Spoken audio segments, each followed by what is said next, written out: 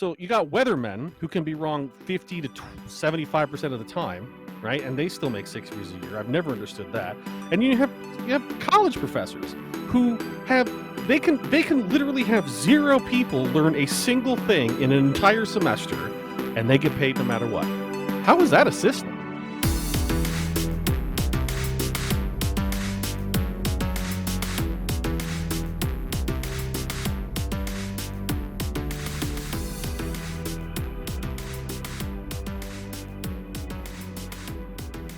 Welcome, everybody, to the Why Bitcoin podcast, the podcast where we question everything, but mainly why Bitcoin.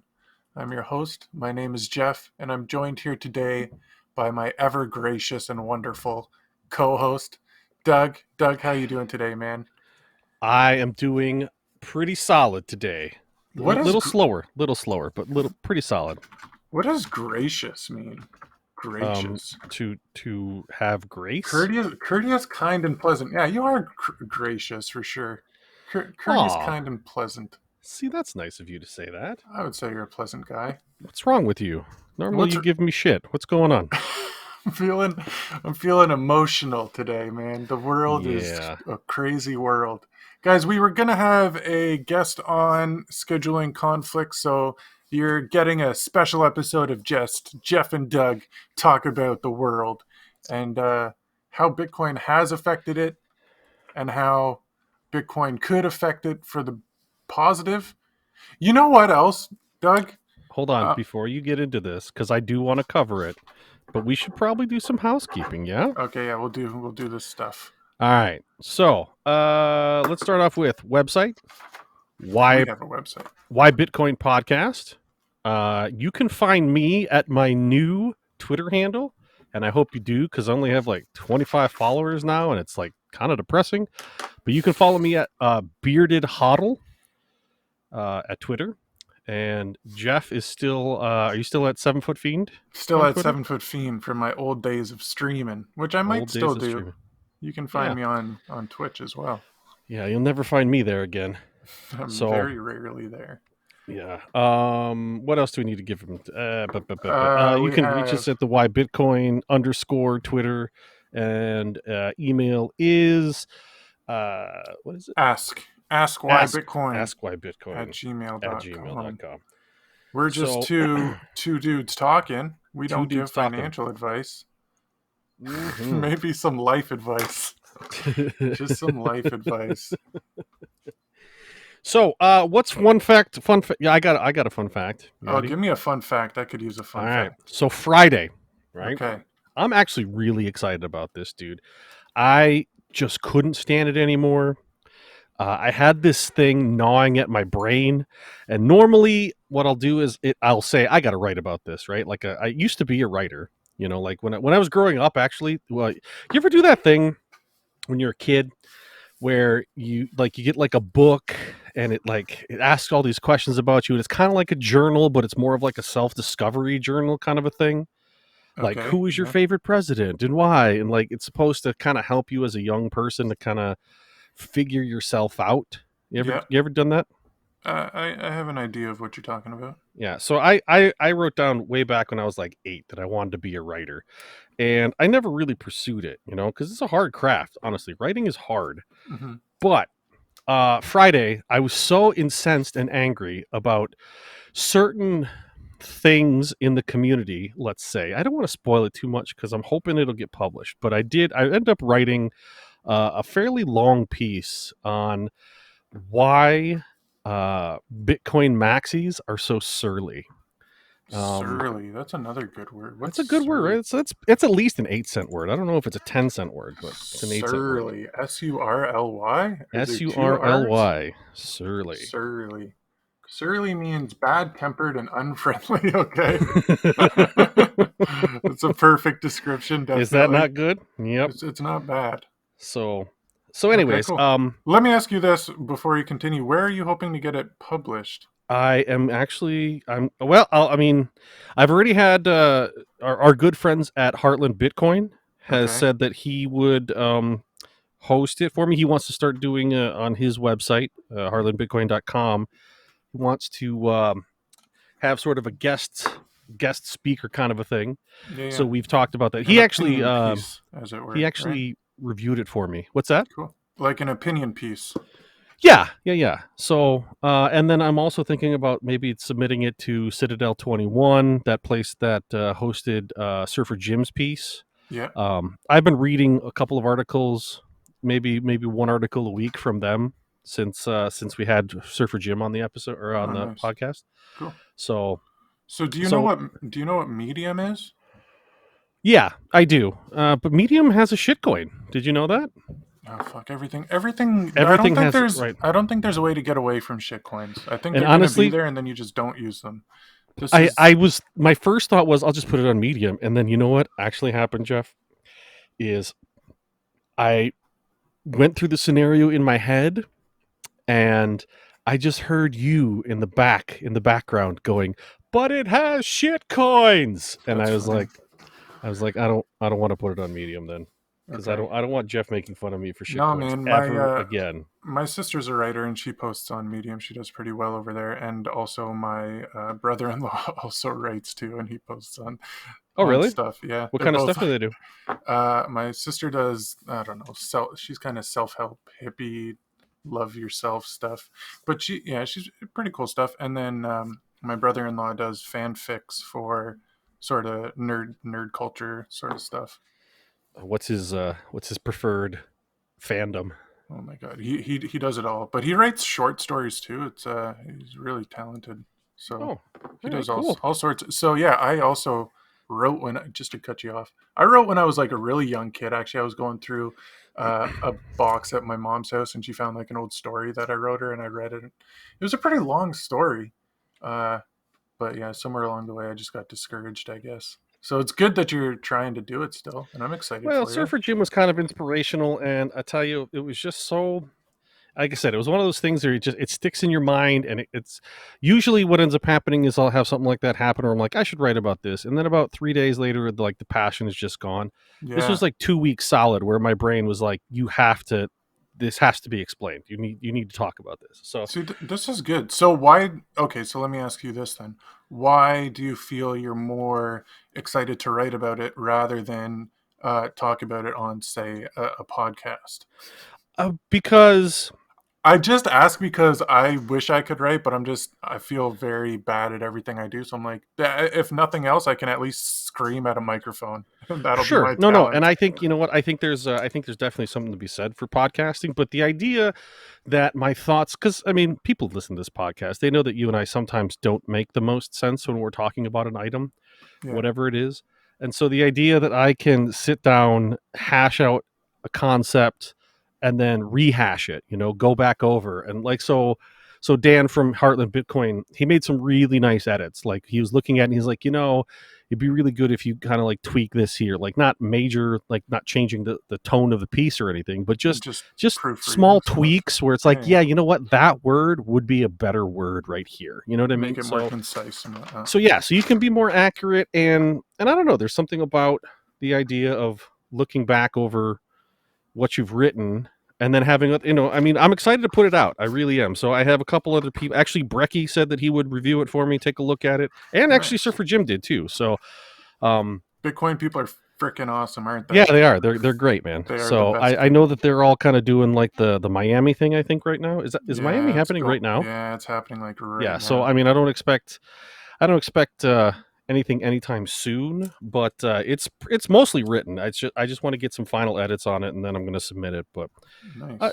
it's just one of those things where it feels good having it down. So Nice. yeah, Well, I'm glad that you're realizing why Bitcoiners are so surly, man. Here, let me.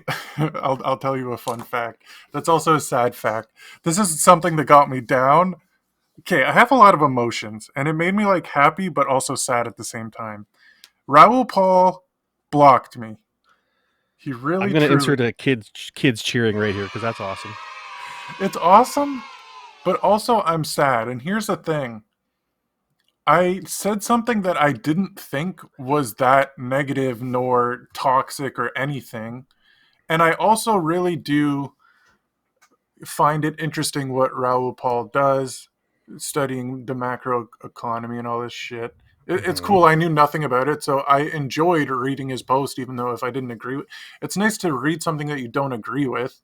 But now I just like I don't have. I mean, I could just follow him on Why Bitcoin, so it doesn't matter. But I Right, right, I right. think I'm gonna start being less toxic. But that said, I mean, what I said wasn't that toxic. Here, I'll tell you.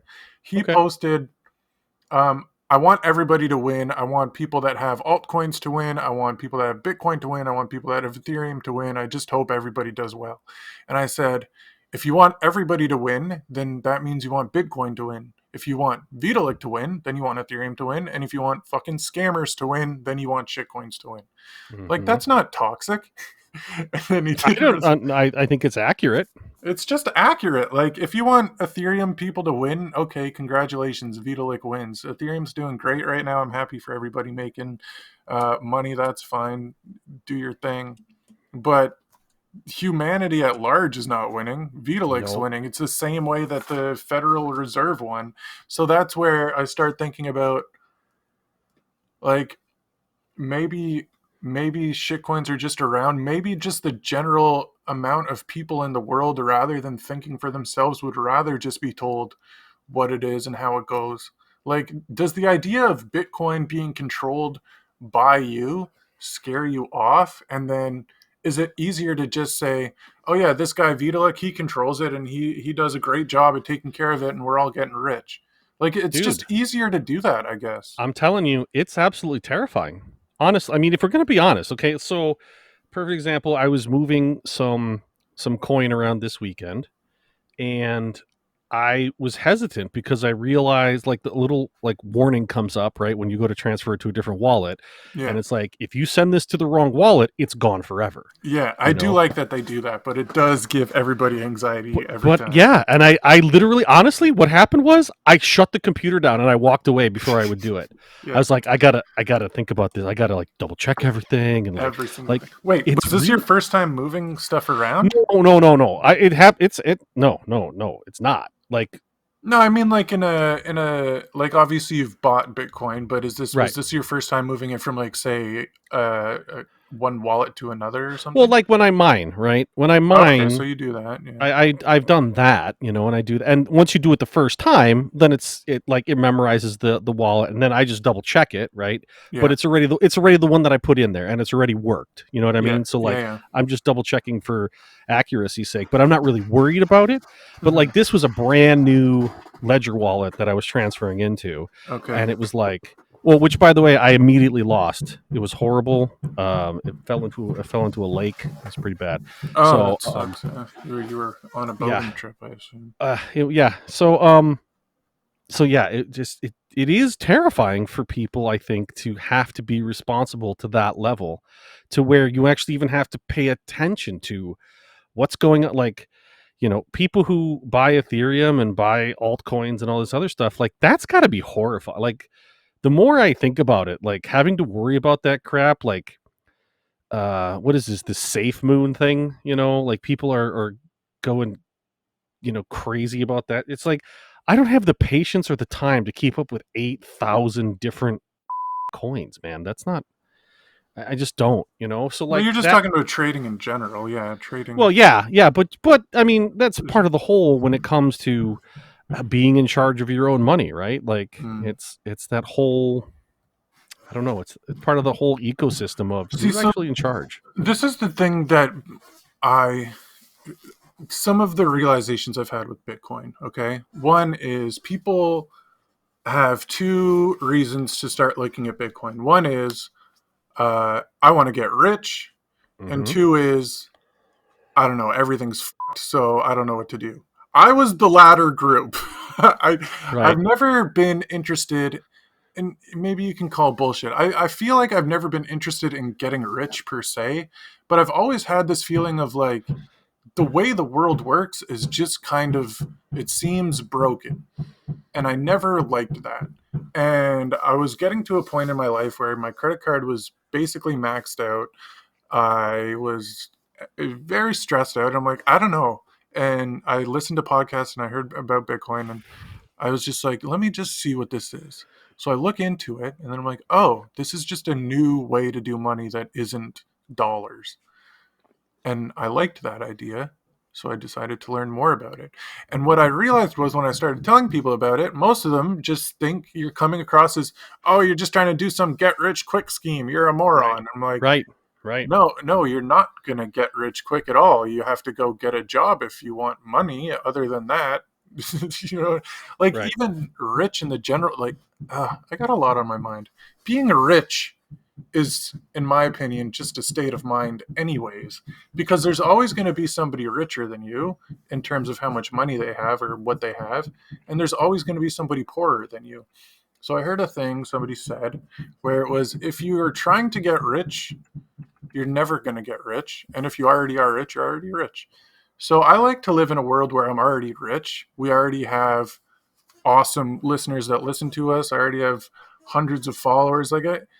If you compare yourself to somebody that's doing so much better than you, then you're always going to be sad.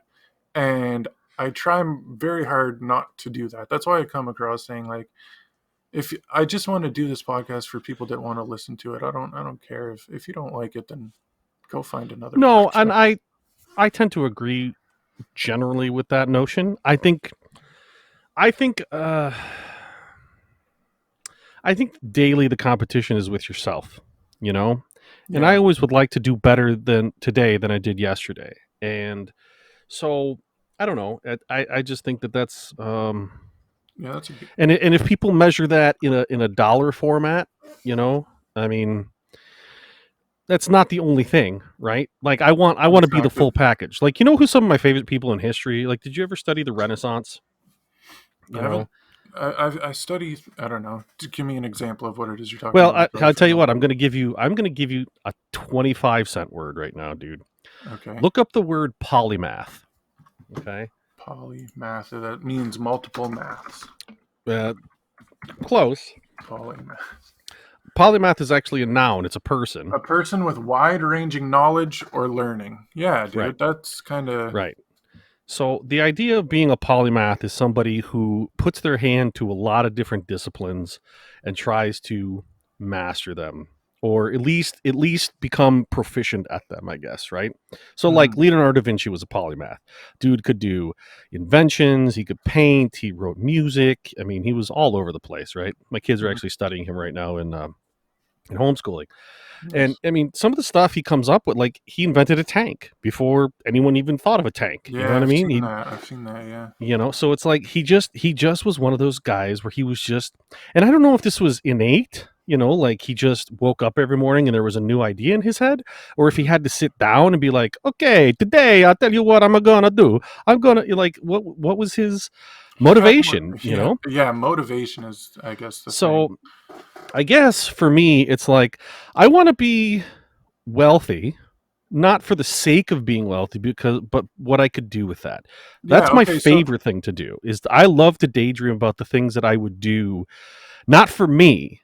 I mean, yes, I would have nice things. I would have a nicer house. My kids we probably wouldn't have to shop at Goodwill or whatever. You know what I mean? Like But that would why do you be, care about shopping at Goodwill, and why do you want a bigger house? well, I guess I really don't. I'm just kind of using an example there, but I know, but there these are are the. things that I would That's like what my I. kids to have that, they don't have necessarily. And they don't So need give it. me an They'll be example. Yeah. fine. Yeah. Exactly. I'm not saying that they need it or that I'm a bad parent if they don't have it, but it's just one of those things where it's like, you know, It would make you I don't happy. know, man. I just, you know what? Actually, here's what I want to get my children. I want to Mhm. get them land to run free and just go and not have to worry about the stupid neighborhood kids blaring rap music with a bunch of swear words in it.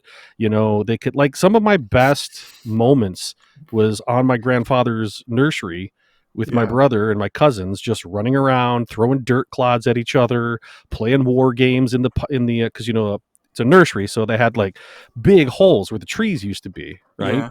And we would play foxhole, right? Like me and my brother would be in one foxhole, my cousins would be in the other, and we throw like dirt clods at each other, and we have to duck down. Like that was fun, It was stupid, and there's Mhm. a little river, and we'd go fishing, and you'd be out in the forest, and it was great, and it was something that I can't give my kids right now. That would be the one thing I'd want to So give them. where you are, you can't go fishing?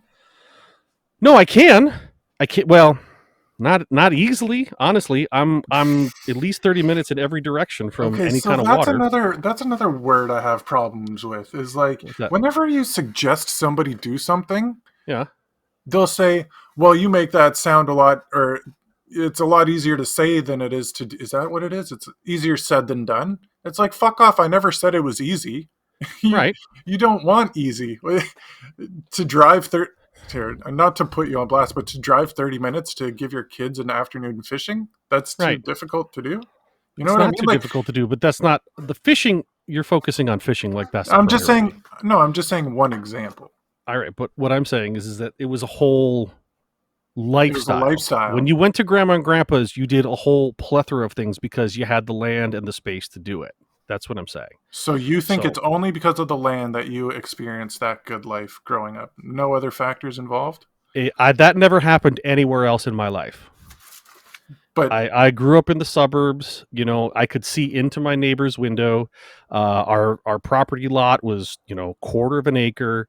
I'm not complaining. I'm not saying I no, no, had a I bad know. childhood. I'm just saying I felt like my time at grandma and grandpa's was magical. It was 120 acres of just Yeah, go and imagine and be and do what you want and come back at you know at sunset so that you can have dinner. You know, like yeah. that was awesome. And it's not something that I can afford my children right now that I would not mind giving them. Do I So think have they're you? having a bad childhood? No, not at all. I think they're having a great childhood. I do, you know, do lots of stuff with them. But you know, to So I I don't was know, looking. because you're when you say stuff like that, you're basically saying, you know, it seems like what you're saying is don't ever strive to be more than what you're at right now. No, Eh, no, that's not what I mean. What I mean okay, well is do then say everything you that want to better then, do. because Okay, what I mean is saying if you want to do it, just go do it. Like I think people have a major issue of giving excuses for themselves to not do something. To speak on your point of like finding land, I was actually the other day looking up like there's 10 countries you can move to get a pass. They'll give you a passport and citizenship in their country for in and all you have to do is buy some land there. And these are like Caribbean countries. So all you have to do is buy some land there, and then you can be a citizen there, and you can live there freely. Um, are you? Do you feel like you're tied to living in America? Because I know where I am in Canada, we are like seriously among. I don't think I'm alone. Like a lot of people are like, we got to get the fuck out of here because right. Canada's economy is going to shit. The way the government works is pretty rough, and there's just we're told that we're free and we can't do fucking anything. So, um, yeah, just moving to another country is what we're looking at, and you can get the land that you're looking for dirt fucking cheap, especially in terms of Bitcoin. Like in a few years, you'll easily be able to buy a few acres Well then in. you need to send me that list, my friend. So So yeah, but because I would. yeah, like have you heard about the idea of Bitcoin citadels and all this I sort of stuff? actually, you know what's funny you mentioned that. I literally was just looking through Twitter and somebody posted Citadels now. Like there was a I don't know, they were posting something about, I don't know, something unpleasant that was happening in the United States. And so Mhm. somebody retweeted that and then said Citadels now. And I was like, what is this Citadels thing? Like, I'm seeing it Okay, pop up. So good. tell me more about Citadels. So, okay, I don't know 100% for sure, but what I'm thinking is happening is most Bitcoiners have the same ideology of uh, a civilization could function without government and pure anarchy and would function well with an open market and all these things if people just lived and worked and took care of themselves. So, the idea is you take some Bitcoin, you buy a fucking castle. Sorry, I'm swearing a lot in this episode.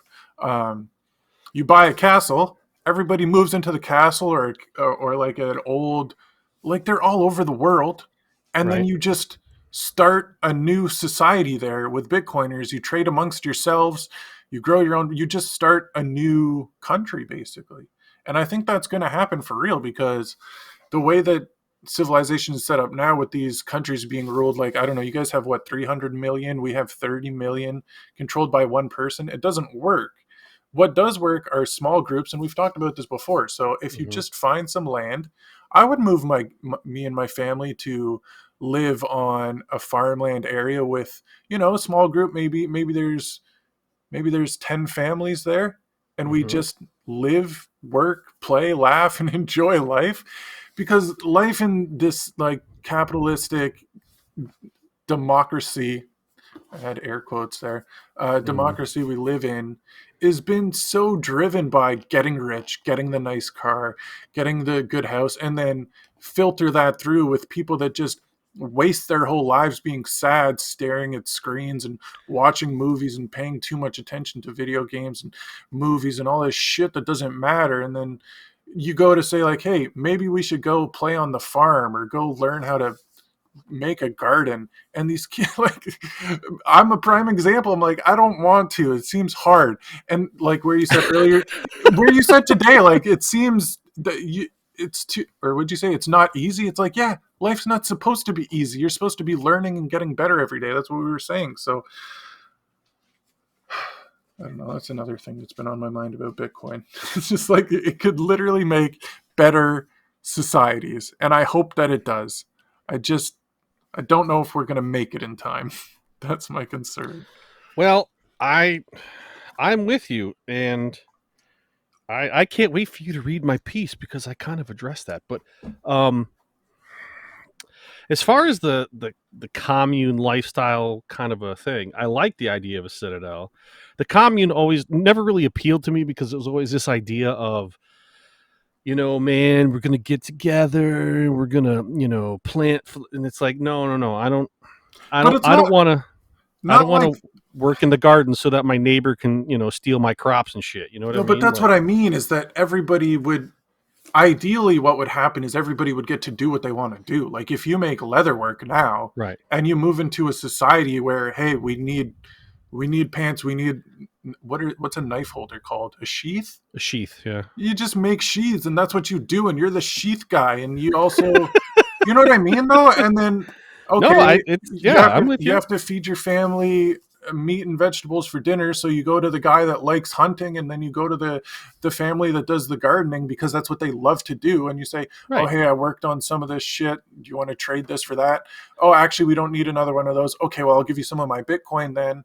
And then right. if you have to Right. trade I with mean, Bitcoin, you trade with yeah, Bitcoin I think a or barter society is fine. I have no yeah. problem with that, you know, and I really don't have an issue with that. There's no problem with that. It seems I so think no. You good. know what to do? No, there is a problem with that. Is that the government Okay. doesn't want you to do that.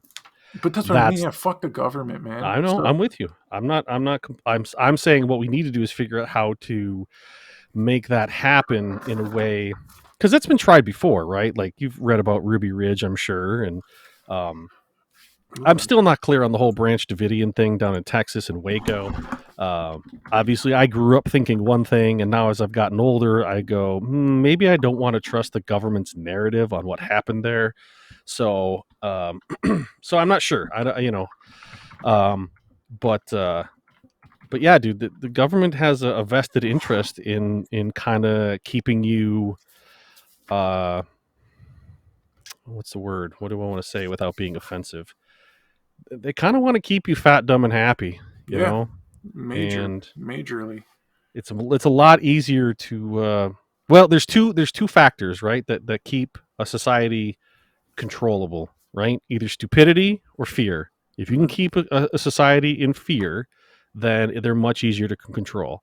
If you Yeah. keep a society stupid, they're much easier to control. Like so we don't want things like But people educating themselves and with their children or yeah, learning how to feed themselves, or I don't know, things like maybe just observing the situation in the last year and going, it's a virus with a 99% survival rate, and maybe I don't have to be terrified of it. No, no, no. We have to be terrified of it. Don't you get this, Jeff? Gosh, yeah. So you this know, is the thing. I mean, when you look at governments as a whole, the idea of government came from here. We're gonna have this person speak on behalf of the people, and so at the beginning of, I don't even know because you look at monarchies and so I don't.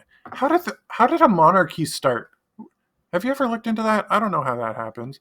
But anyway, so the monarchy well, died I in mean, I know England. biblically how it happened. Oh, Like, is that what it was? no, I don't know if it's necessarily like I don't know how like I know how the Israelites did it. They like literally asked for it. They were stupid, you know?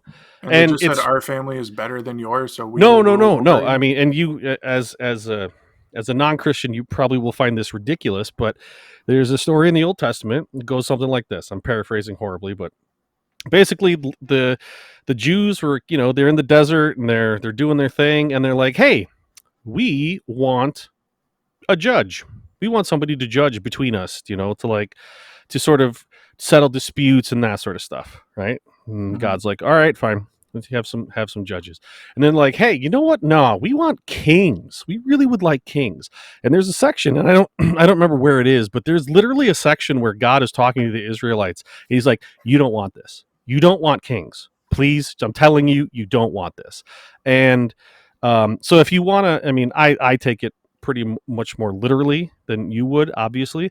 But if you look at it just as a cautionary tale, the whole idea is that humans sort of have this tendency to want to pass responsibility on to other people. They would rather Okay, yeah. not think about that Well, and that's what that we were sort talking of about thing. Ethereum earlier on. I mean, it's Right. just like I'd rather somebody else do this. So Right. you think that's Exactly. do Yeah. you think that's just an inherent human trait to want to pass on difficult tasks to somebody else?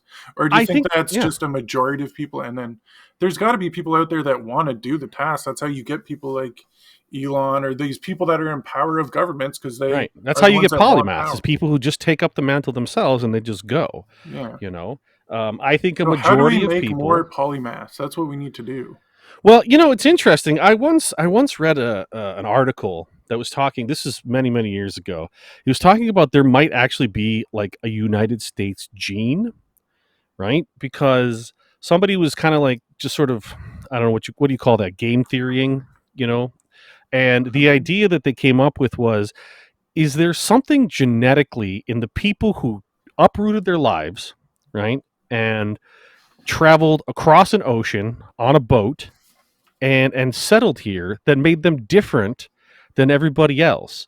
And if Yeah. that's the case, if it was like on a genetic level, maybe, then those genes would have been passed down and mingled with, millions of other people with that same sort of genetic background. And I can't remember who the author was. It was a really interesting thought because for a long time that was, what we would define as the American spirit, that idea of always looking to the next horizon, and whether it was, you know actually exploring, or whether it was like in medicine or technology, or, there was always this sort of mentality of what's next, where do we go next, the Elon Musk sort of view. Mhm. And we've definitely had that bred out of us as Americans, Well, like that. I think, I mean, it would Go have ahead. been a pretty.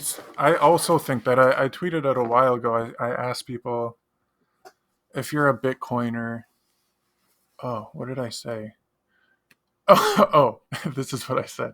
I said, "Are you a Bitcoiner? And if so, do you have kids? And if you do have kids, are they just generally smarter, or like, do you feel like they're more quicker to pick things up than your average kid? Because like my kid is almost 3. He's a like he's very very very smart, and I'm not saying that I'm smart, but at least I feel like I think a little bit differently. Like most pretty much every Bitcoiner thinks differently. They've tried to figure out how to fix the world. So I wonder if that's a genetic trait.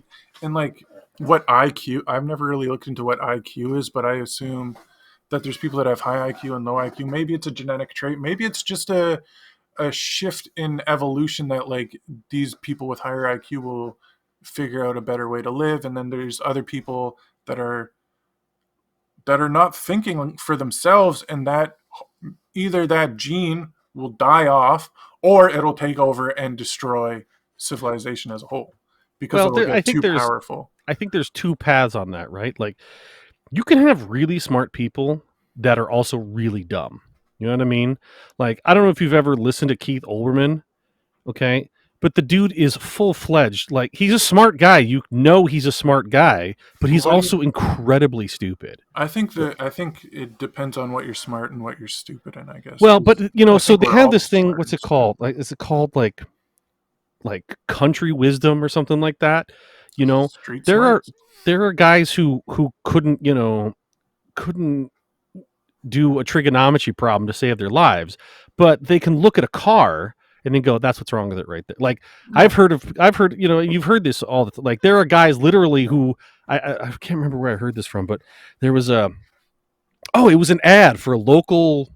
That's what it was. It was an ad for a local fix-it shop here in Wisconsin, and the story goes that this woman was having a problem with her car, and the guy on the other end, the mechanic, said, "Hold the phone up to the car, like not like a video, just like he just wanted to hear it." And he's like, "This is what's wrong with it." Just based on what he was listening to, he could determine the problem with the car. Like there are people they're like that, like Yeah. could that guy do trig? Could that guy, come up with a Bitcoin, So uh, this is blockchain technology? No, probably not. But yeah. he was smart in his own way, and more importantly, he applied his intelligence to his daily life. He didn't Yeah. sit back and Put wait it for to stuff to be waste. fed to him. So that's what the major issue is with like what's going on to kids in schools today is they're all getting tested on the same shit. And like I don't know, there's a meme that I saw where it's like four animals, a monkey, a fish, a elephant, and something else, and then the teacher says, "Okay, the first one to the test is to climb the tree." You know what I mean? So Mm-hmm. there's a fish there. What are you testing the fish on tree climbing abilities? And Mm-hmm. that's what they're doing. They're wasting all this time. You're sitting in school to do bullshit and learn. And I mean, this was my other thought the other day is that you don't really did I maybe I told you was talking to you about this, but you don't learn anything in school. I think you just memorize shit in school, and the things that you learn are some the things that you teach yourself because the only way to really learn something is to fail at it. So by telling a kid, "Hey, this is when the war was," or "This is how do you do a math problem," and you fail at it, and then they say you failed, it's like, well, I mean, that's part of the learning process. So what are we really doing here? You're teaching kids how to memorize shit and sit down in a desk for fucking 8 hours. Just I think if you have good teachers, you have teachers that teach you how to think yeah, using the medium of whatever it is they're teaching, biology, history, whatever. I had very few good teachers. I think teaching is important. I think the way we've done it in this country for the last 50 years is insane. I agree yeah, with you. We used to have a system called apprenticeship, and there were goods and bads with that, right? Like the good part is you learned an actual skill. The bad part is maybe you're not good at that skill and you didn't get a choice. You know what I mean? Like your dad was a blacksmith, so you were a blacksmith. You know what I mean? Like, so there are problems with that system. And we have definitely, and this is 100% a result of, in my opinion, the fiat system. What we have is we have a system where people are taught to highly value education. hmm And as a result, that highly valued education comes at a high price point. And that high price point costs you well before you even understand what you're getting into, you know. I hmm was reading about some dentist. I was reading like a Robert Kiyosaki or something like that. He's talking about some dentist that had over $1 million in school fees, you hmm know. And it's like, so this guy thinks he's going to be, and he was going to be a dentist. And it was like, I don't care how many teeth you clean. You're never paying off $1 million of debt yeah, with all the insurance and the overhead. Never, it's not going to happen. But nobody ever sat him down and said, listen, the cost benefit analysis on this particular transaction is a negative net for you. Like, stop it. Don't do it. Like, so we tell our children must go to college, have to go to college. That costs them a lot of money. A lot of money. My wife is still paying off on her master's degree, you know? brutal. And it's like, we'll always have to pay that off. That's never going away. I don't see it. I mean, unless, It's just this fucking trap people get in. right. You know It what is. It's a happens? You know what trap. happens when you don't pay that student loan off? Nothing. Nothing Nothing. happens. I know. I know. Nothing happens. It's so bad. People freak out their whole lives. It's like, I got to pay off this school debt. It's once I get my school debt paid off, I'll be stress free. Oh, and then you buy a fucking mortgage and you pay that off for 30 Right. years. It's like, you Yep. know what happens when you don't pay your school loan? Nothing. You know why? Because the people that lent it to you don't have that money anyways. And you know what Nope. happens when they don't get that money paid back? Don't worry, they just make more money. It's all fucking bullshit though. And One more the thing. real, the oh, go ahead. I'm sorry. One more thing. The problem with your dentist is that, okay, even if he becomes a dentist, like you said, he's always going to pay that loan off, but he will be, like we were talking about earlier, rich in terms of what he can buy because he'll have a higher income, but he's not really rich in any sense of the word. All he is the ability to go more in debt than you or me. That's all it is. You Yeah. have no more. You just have more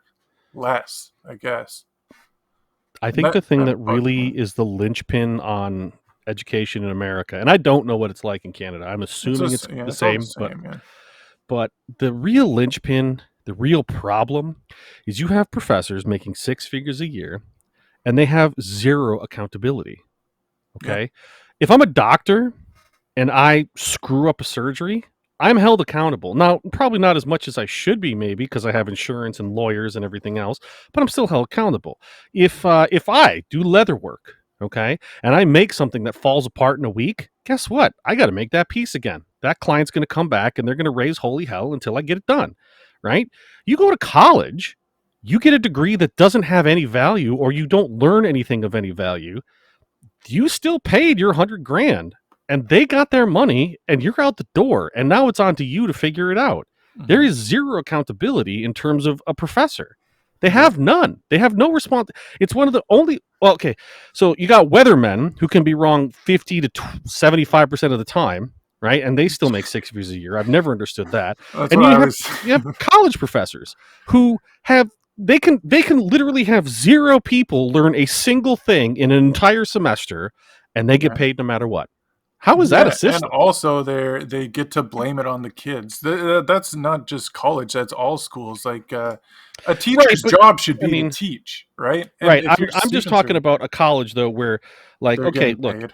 if some like I had some really bad teachers in grade school. Okay, I don't blame any of my situation on them at all because you know what? They weren't going to teach me that much to begin with. My brain was full of mush. Like I only had a certain limit I was going to learn at that age, right? Yeah, exactly. But at college level, to charge somebody what most of them wouldn't make in 2 or 3 years at their chosen profession, to charge them that for an education that doesn't do anything for them is insane. And but we line our children up for this. We put them into this meat grinder, and then we wonder why we keep getting poorer, like educationally and fiscally every year, like as a society. How does it doesn't But the make thing is, it's a relatively new idea. You don't have to go far back to find out it was only your grandparents that never had the chance to go to school or never got to go to get a college education yet because they didn't need it. So there's a weird generational thing that happened between grandparents. How old are you? Have you said how old are you? Mid 40s? Yeah, I'm 44. My 44. So grandfather didn't finish fifth grade. He died a millionaire, yeah. like a So but legit millionaire. was he in one or multiple wars? Yes, he was. He served in World War II. He was overseas. He fought to liberate France. Okay, exactly. So then you are his son and you are growing up. Grandson, grandson. Oh, grandson, sorry. So you're his grandson and you're growing up in a world where, okay, great, everything's fine and dandy, there's no more wars and you're free to learn and do all this great stuff, so go get learning. And you learn something and then you get a career. So say you became a doctor or whatever, a professional were you were a professional chef for a little while? Yeah, but I never went to school for it. Okay. I was taught on the job.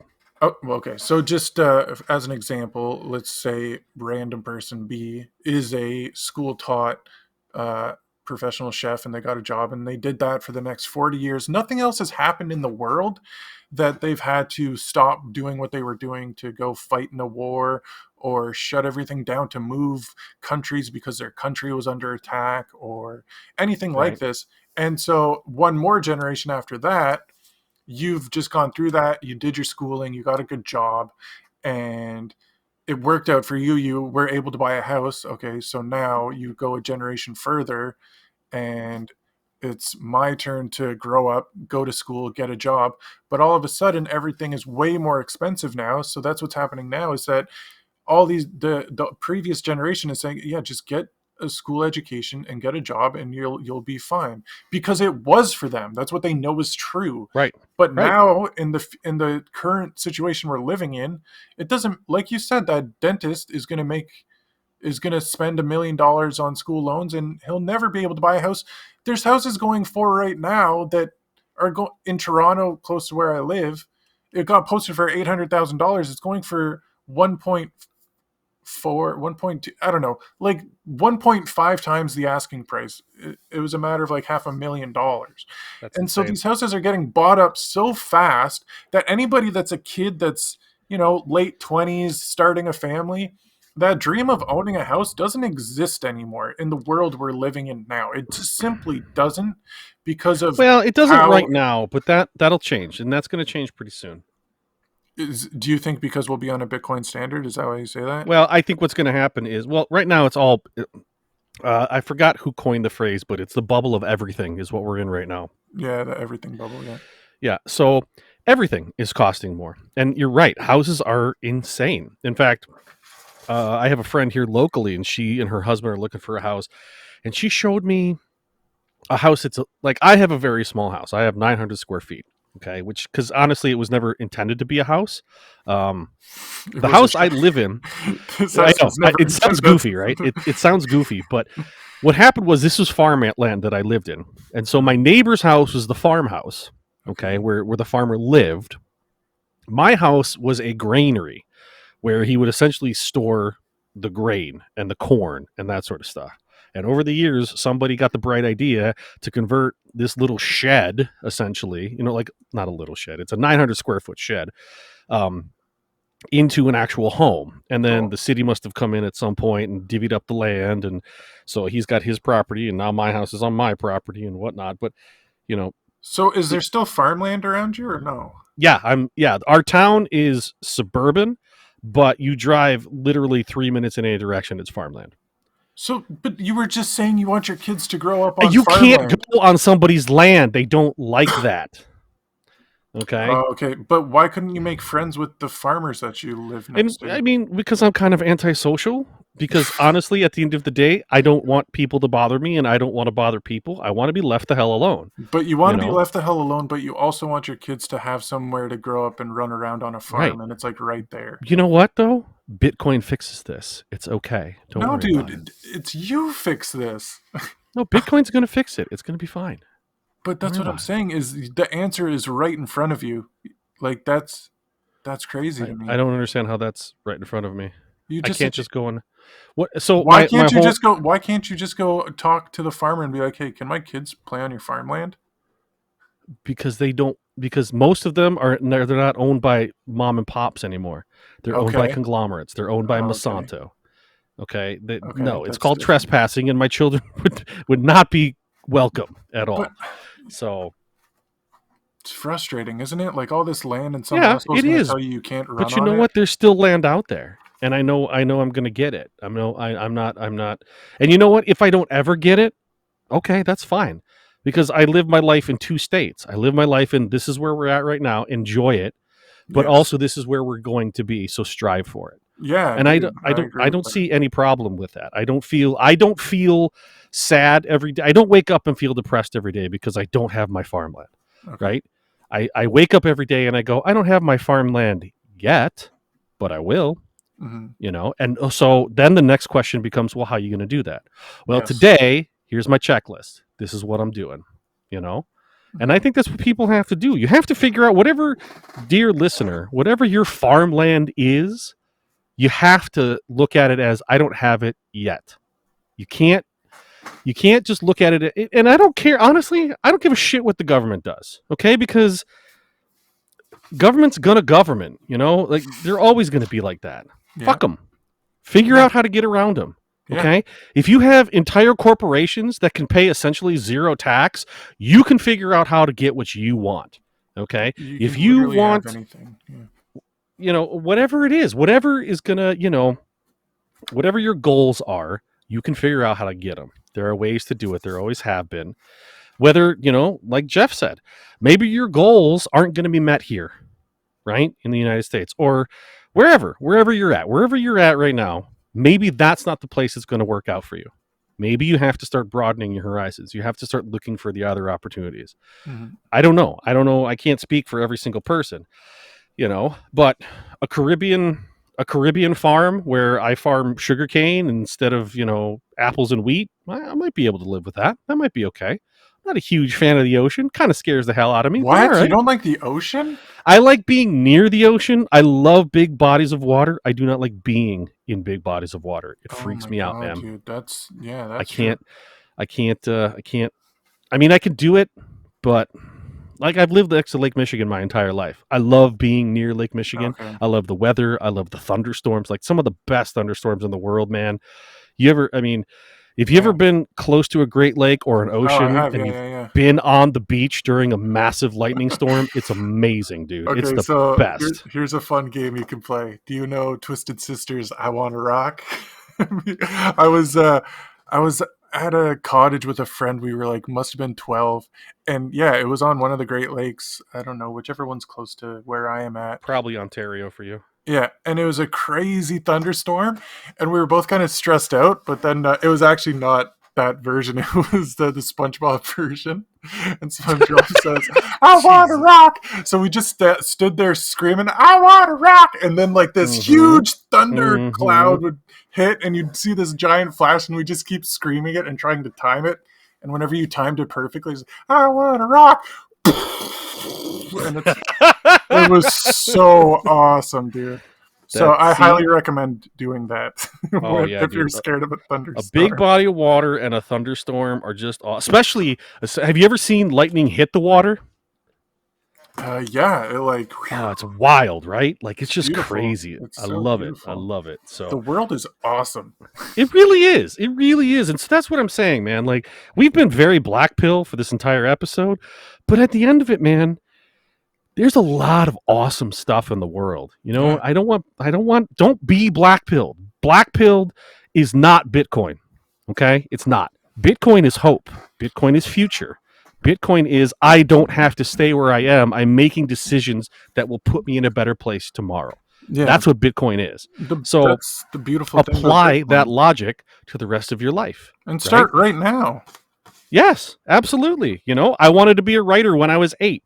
I wrote an article and I'm going to get it published. I swear to God. I mean, if I have to do Medium, I'll do Medium. It's not really published, but I think I could get it into It's Citadel so good. 21. Yeah, If I can't get it into Citadel 21, I'll find somebody else to publish it.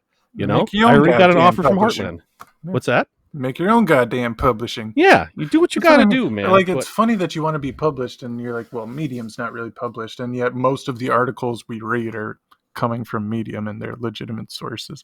It's just that old way of thinking of if you're a writer, then you have to get published, and you have to have somebody sign it off. And if you want to do that, then you have to go to I've school to thought be an about that a author. lot. I've thought about that a lot because I have a brother who self-published a book once, and I've always had an issue with it. And there's a certain level of accomplishment in getting others to recognize your accomplishment. Yeah, don't jump on me yet. Let me finish my thought, okay? Because if the idea is, well, I don't give a shit what anybody else thinks. Okay, then why would you even bother publishing it? You know what I mean? The idea is there, especially in the written word or even in a podcast, right? Like if nobody ever listened to us ever, then it's really just two dudes just talking to each other, and we don't need to record it. I don't need to edit it every week. I don't need to put it up and try to put it on every podcast outlet out there.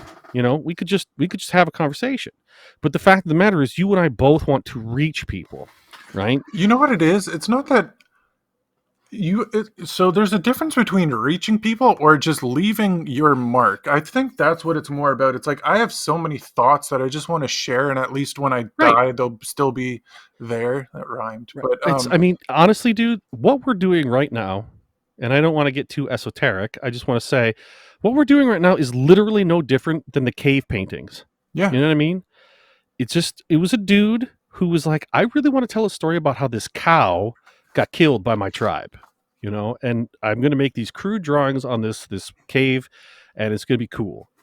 It's the same concept, but it's for somebody else. You do it for yourself first, but you do it for yourself with the intent of sharing it with somebody. So the thing And is that if that person is singled down to a specific publishing entity, then you're doing it for somebody and you might change yourself. Why does somebody else get to choose who you get validation from?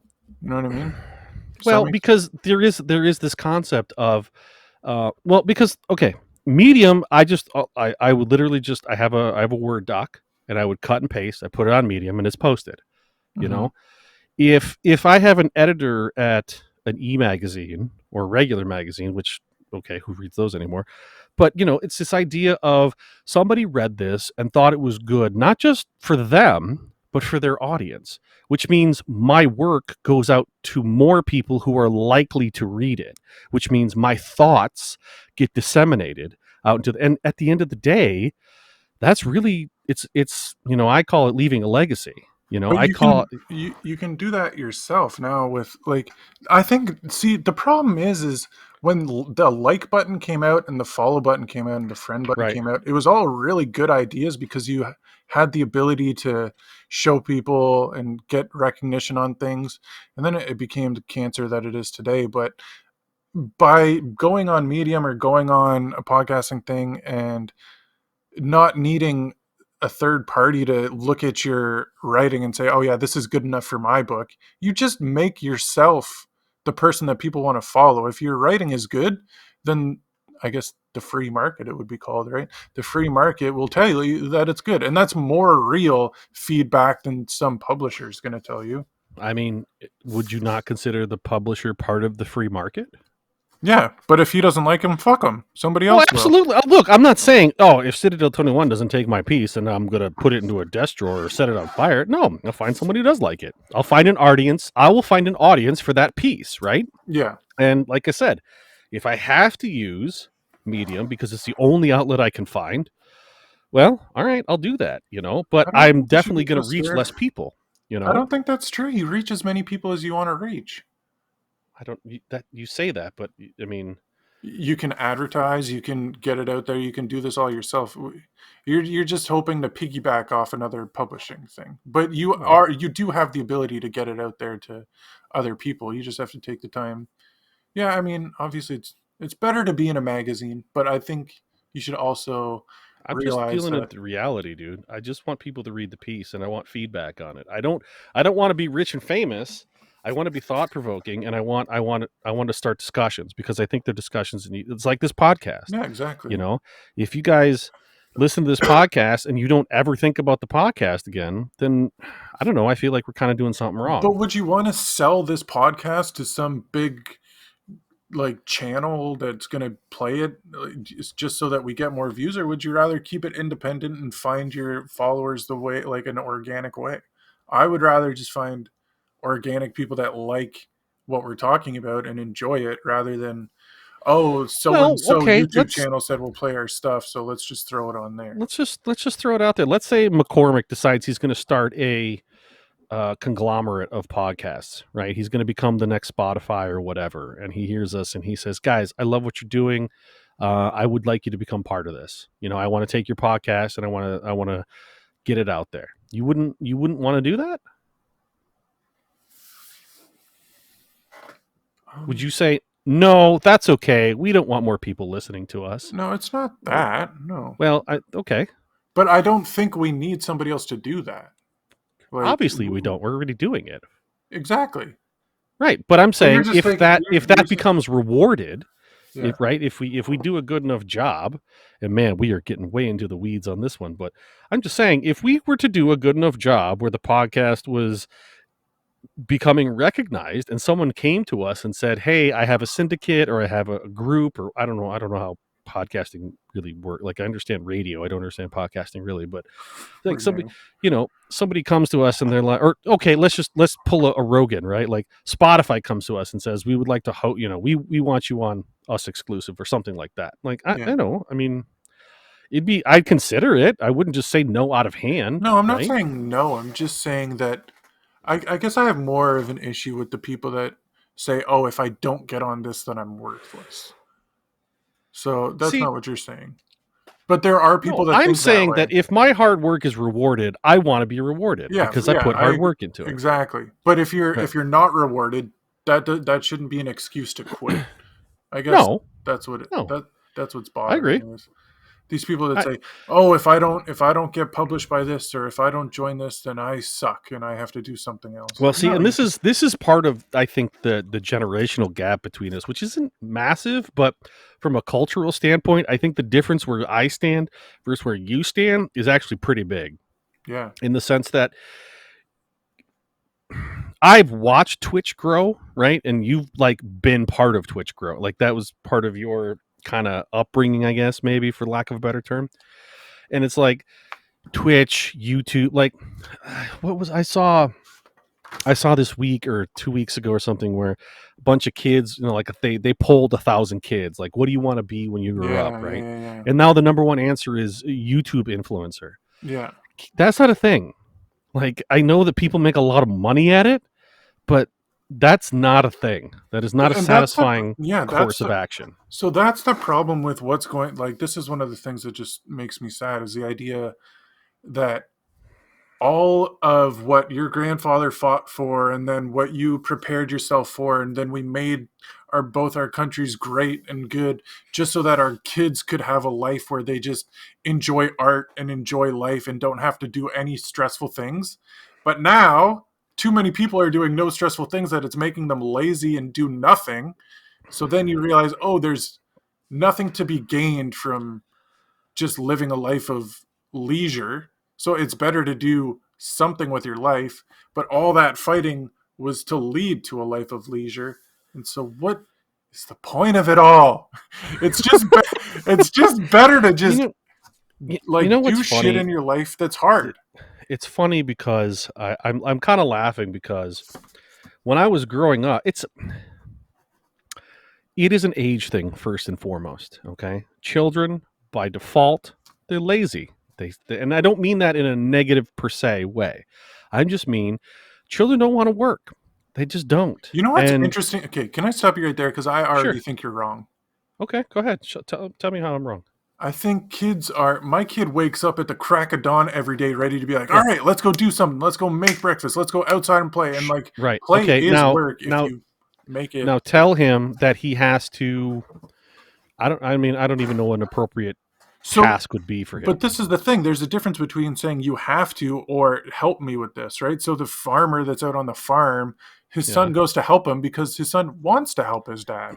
There's a difference between telling somebody they have to do something. As soon as you have to do something, as soon as you make something a chore, then it's not fun But anymore. but the thing of it is life can be full of chores.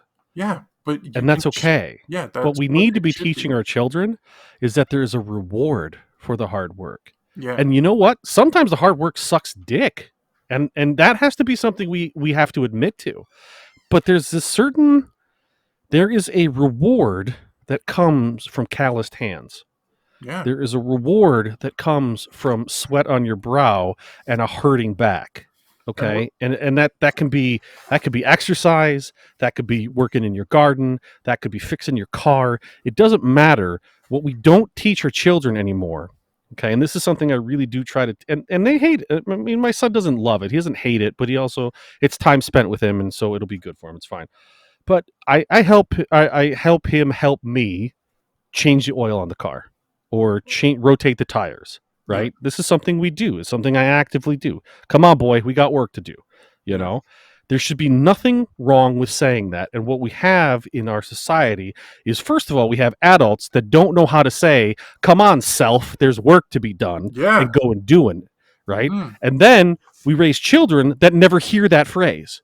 And I'm telling you right now, and you can send all the hate mail to at 7 Foot Fiend on Twitter if you Yeah, want. get me. Um, Send all the hate mail. I'm going to say this right now. If you never say to your child, come on, child, there's work to be done, you have failed your child. You just have. Yeah, I Because mean, children need to understand that not everything has to have candy rewards or monetary rewards at the end. They have to be taught that at some point you do things because they need to be done. And you know what? The funny thing is, when you get done with them, you feel fucking amazing. The okay, best times I've ever had in my life was when something broke on my house. I had no idea how to fix it, and I fucking figured it out and I did it myself. Best times ever. And unfortunately, I didn't, I was so lazy that I mean, I did construction. I mean, dude, I was working at 12, right? My first job was delivering mattresses with my dad. You'd think I would have learned it then. You think I would have learned it when I was 16, 17, 18. I mean, I had jobs. I've never not worked, honestly, you yeah, know? And it's like I've worked construction, I've worked firefighting, I've worked restaurant details, all sorts of hard manual labor, sometimes menial. And you think I would have figured it out, but I didn't until maybe about a decade ago when I started to go, this hard work thing, it's actually pretty okay. You know, it's kind of all right.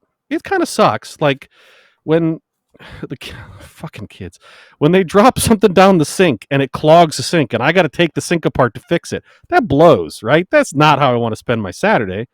But damn, I feel good when it's done, you you do, know? yeah.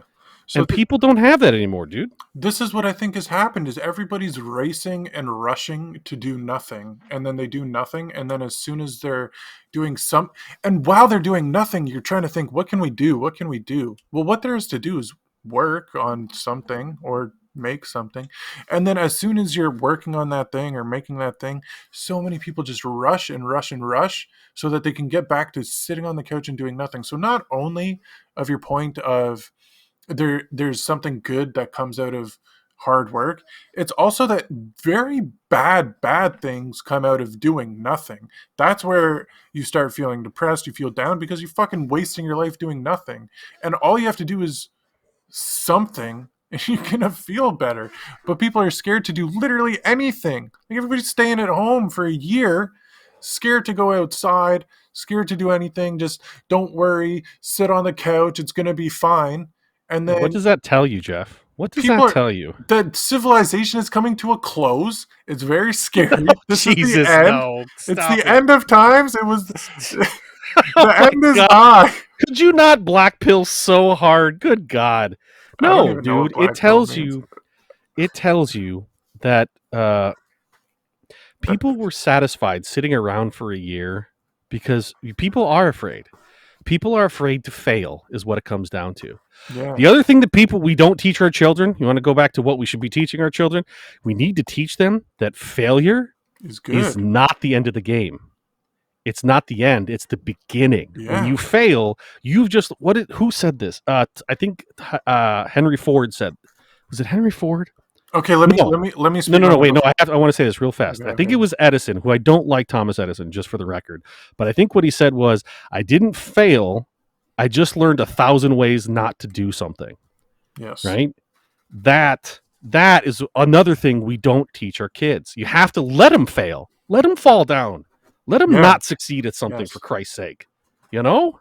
So I Go. think that's what happened with your generation or a little bit before is that okay, so your parents are bringing you up and you have to do hard work and it's because there's no other option. And then when you're raising your kids, you're or the next generation is raising their kids, well, you have to do this hard work because it's got to be done. And the answer is just because it has to be done. And then when that generation raises their kids, which happened to a lot of millennials, is these parents are teaching their kids that it has to be done, it has to be done right. And then these parents that have this trauma from making mistakes don't let their kids make the mistakes. They do it It's for them. asinine. It's so Yep. bad. And then you're not letting your kids make the mistakes. It's just like robbing their whole life. Ugh. So yeah, I agree with you that you have to fail. Failing is good. You should definitely be excited when you fail. Whenever anything doesn't work, That's a good thing, which is And why. it's, to be fair, especially if you're a young person, that is hard, right? Because it's hard to screw up. It's hard to deal with that. But I Especially, think yeah. it's bad if you never learn that failure is actually an opportunity to become more than what you think you are, you Yeah. know? Which is why, yeah, I mean, bring it back to we were talking about the schools. All these kids, you're told if you get a D or you fail, that this is very, very bad. So you do everything you can to not fail. And then if you Right. do, you're just devastated Right. and you just give up because you're like, well, I don't know how to do this. Mm-hmm. And why aren't curriculums built so that we challenge our kids and push them to fail?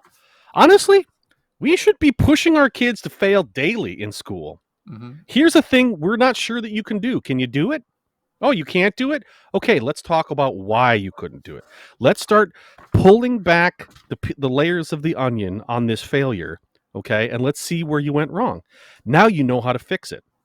One of the in all of my readings, right? There was and I think this was from a book called crap, I can't remember right now. Anyways, this guy tells a story in his book. Okay, this is about manliness and stuff like that.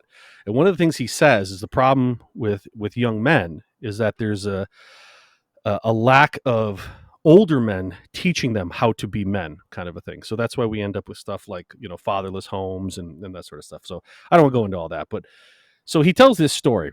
Okay, it's a story out of World War II. There's some sergeant, right, and he comes up on like a squad of younger cadets, or not cadets. They're not cadets, obviously.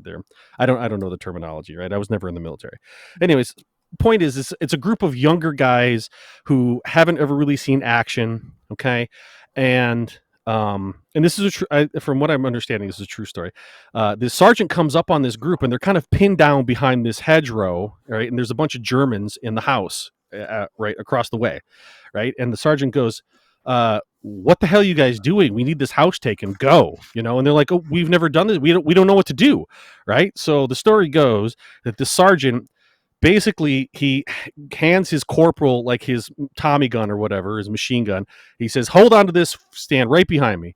And he marches up to the house. He pulls two grenades from his belt, right? Pulls the pins on both of them, kicks the door open, throws both of them, takes the Tommy gun from the other guy, right? And the grenades go off, and he does, you know, amazing heroic stuff, and he kills all the Germans in the house essentially by himself, right? And then he goes back to the corporal that's in charge, and he goes, "Do you understand how you do it now?" Corporal says, "Yes, sir." Right? You have to be willing to teach these kids that they're you got. First of all, we have to have people willing to show them, and they have to show them there's risk involved. It could be terrifying, Hmm. but you got to just do it. You got to go to work, son. It's time to go to work. But Whatever yeah, that is. you know what's crazy is that people think that the same thing is going to happen twice. Like this, these people are brought up saying, "Okay, this is how it is, and this is what the solution is." But every problem you run into in your life has it's your first time doing it. A lot of people don't realize like it takes. I think it takes a lot of people a long time to realize that nobody knows what the fuck they're doing, That and is so true, dude. Oh, that is so everybody's true. like everybody's just making it up as they go. So this the army guy that went in there, it's his first time going up to this house and trying to figure out what to do. That's his first time doing it. He's going on past knowledge because he's learned things rather than memorizing where the spots in the house are. He's learning from, okay, this is how I should do this. And we're just like, kids just don't we're they're they're making us not learn, they're making us memorize, and memorizing does nothing for you because the next house you go to, the Germans are going to be in a different spot. Right. You have to And learn how to learn. yeah. That's more important than anything else. It's really not about did you memorize this date or whatever. Like I think there's a certain level that you have to just kind of go through. Like I can't do algebra, which I use daily. Okay. Anybody who's ever figured out, for the record, okay, I would like to put this to rest. All right. If you've ever stood at a gas pump and you figured out how much you have in your pocket, and then you figured out how much you could buy based on the cost of gas at the pump, you done algebra, just for the record. Okay. So anybody who says, I don't need algebra, sit down. You don't know what you're talking about. I Okay. think Algebra is actually really useful. But the point is I can't do algebra until I learn plus, minus, multiplication, division, right? So there Mm-hmm. are certain levels where you have to just kind of sit down and memorize things, especially with math. Okay, but But math I is would say just for the most part, um, yeah, most of it should be more geared towards how do I learn this? If I don't know anything about science, where do I start? Right? Well, you start with the scientific method. That's something you should absolutely learn, right? Just sit down. This is the steps. This is the best way to do science. This is just a fact. Now, you have this piece of information. What do you do past that? Well, how do like, I don't know. I was in AP Bio in high school. Okay. I'm going to tell a story because actually one of the guys in this story, he's actually dead now. And he wasn't a best friend of mine, but he was very influential in how I lived the rest of my life. So his name is Brian, and he was working with another guy who we called Gunther because that was his last name. His name was Gunther. So it was Gunther and Brian, and we for AP Bio, you had to do an experiment of any kind. You had to set the standards. You had to create your hypothesis, whole 9 yards. So Brian and Gunther came up with this idea. Right? Think about this. This is actually really cool when you think about it. These guys looked at contact lenses. Okay. Contact lenses these days, they're gas permeable, which means gas passes in and out, right? So that your eye, because what was happening before gas permeable lenses is people would have essentially like hard plastic contact lenses, and their eye would actually not get oxygen, right? Which is one of the things it needs, and it wouldn't get exposure to the air, so essentially it would dry out. It was bad. So you'd have to, if you were an old schooler and you had contacts, you had to take your contacts out like every 8 hours. But then these gas permeable contacts came along, and you could wear them to bed. You never had to take them out. So so Gunther and Brian, they they deduced, well, listen, if if this material is actually gas permeable, could we go ahead and put it to use in like a diving bell situation? You're familiar with a diving bell? no. Diving bell is like what they used to use to like do deep diving expeditions. It was literally like a bell shaped steel ball, right? But it had a hole.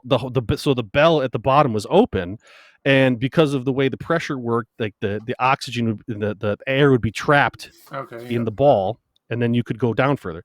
So what they figured was is if we created a diving bell that had a gas permeable layer, right, with these contact lenses, then the gas would actually exchange and you would get a new flow of oxygen, and then the nitrogen and all the carbon dioxide and stuff that we breathe out would actually be passed out, right, out of the bottom Hmm. was the concept. So they put this whole experiment together, dude. They put a rat into like a big lab jar, and what they did is they got their hands on a bunch of this contact lens material because the way it's made, it's actually made in like long rods.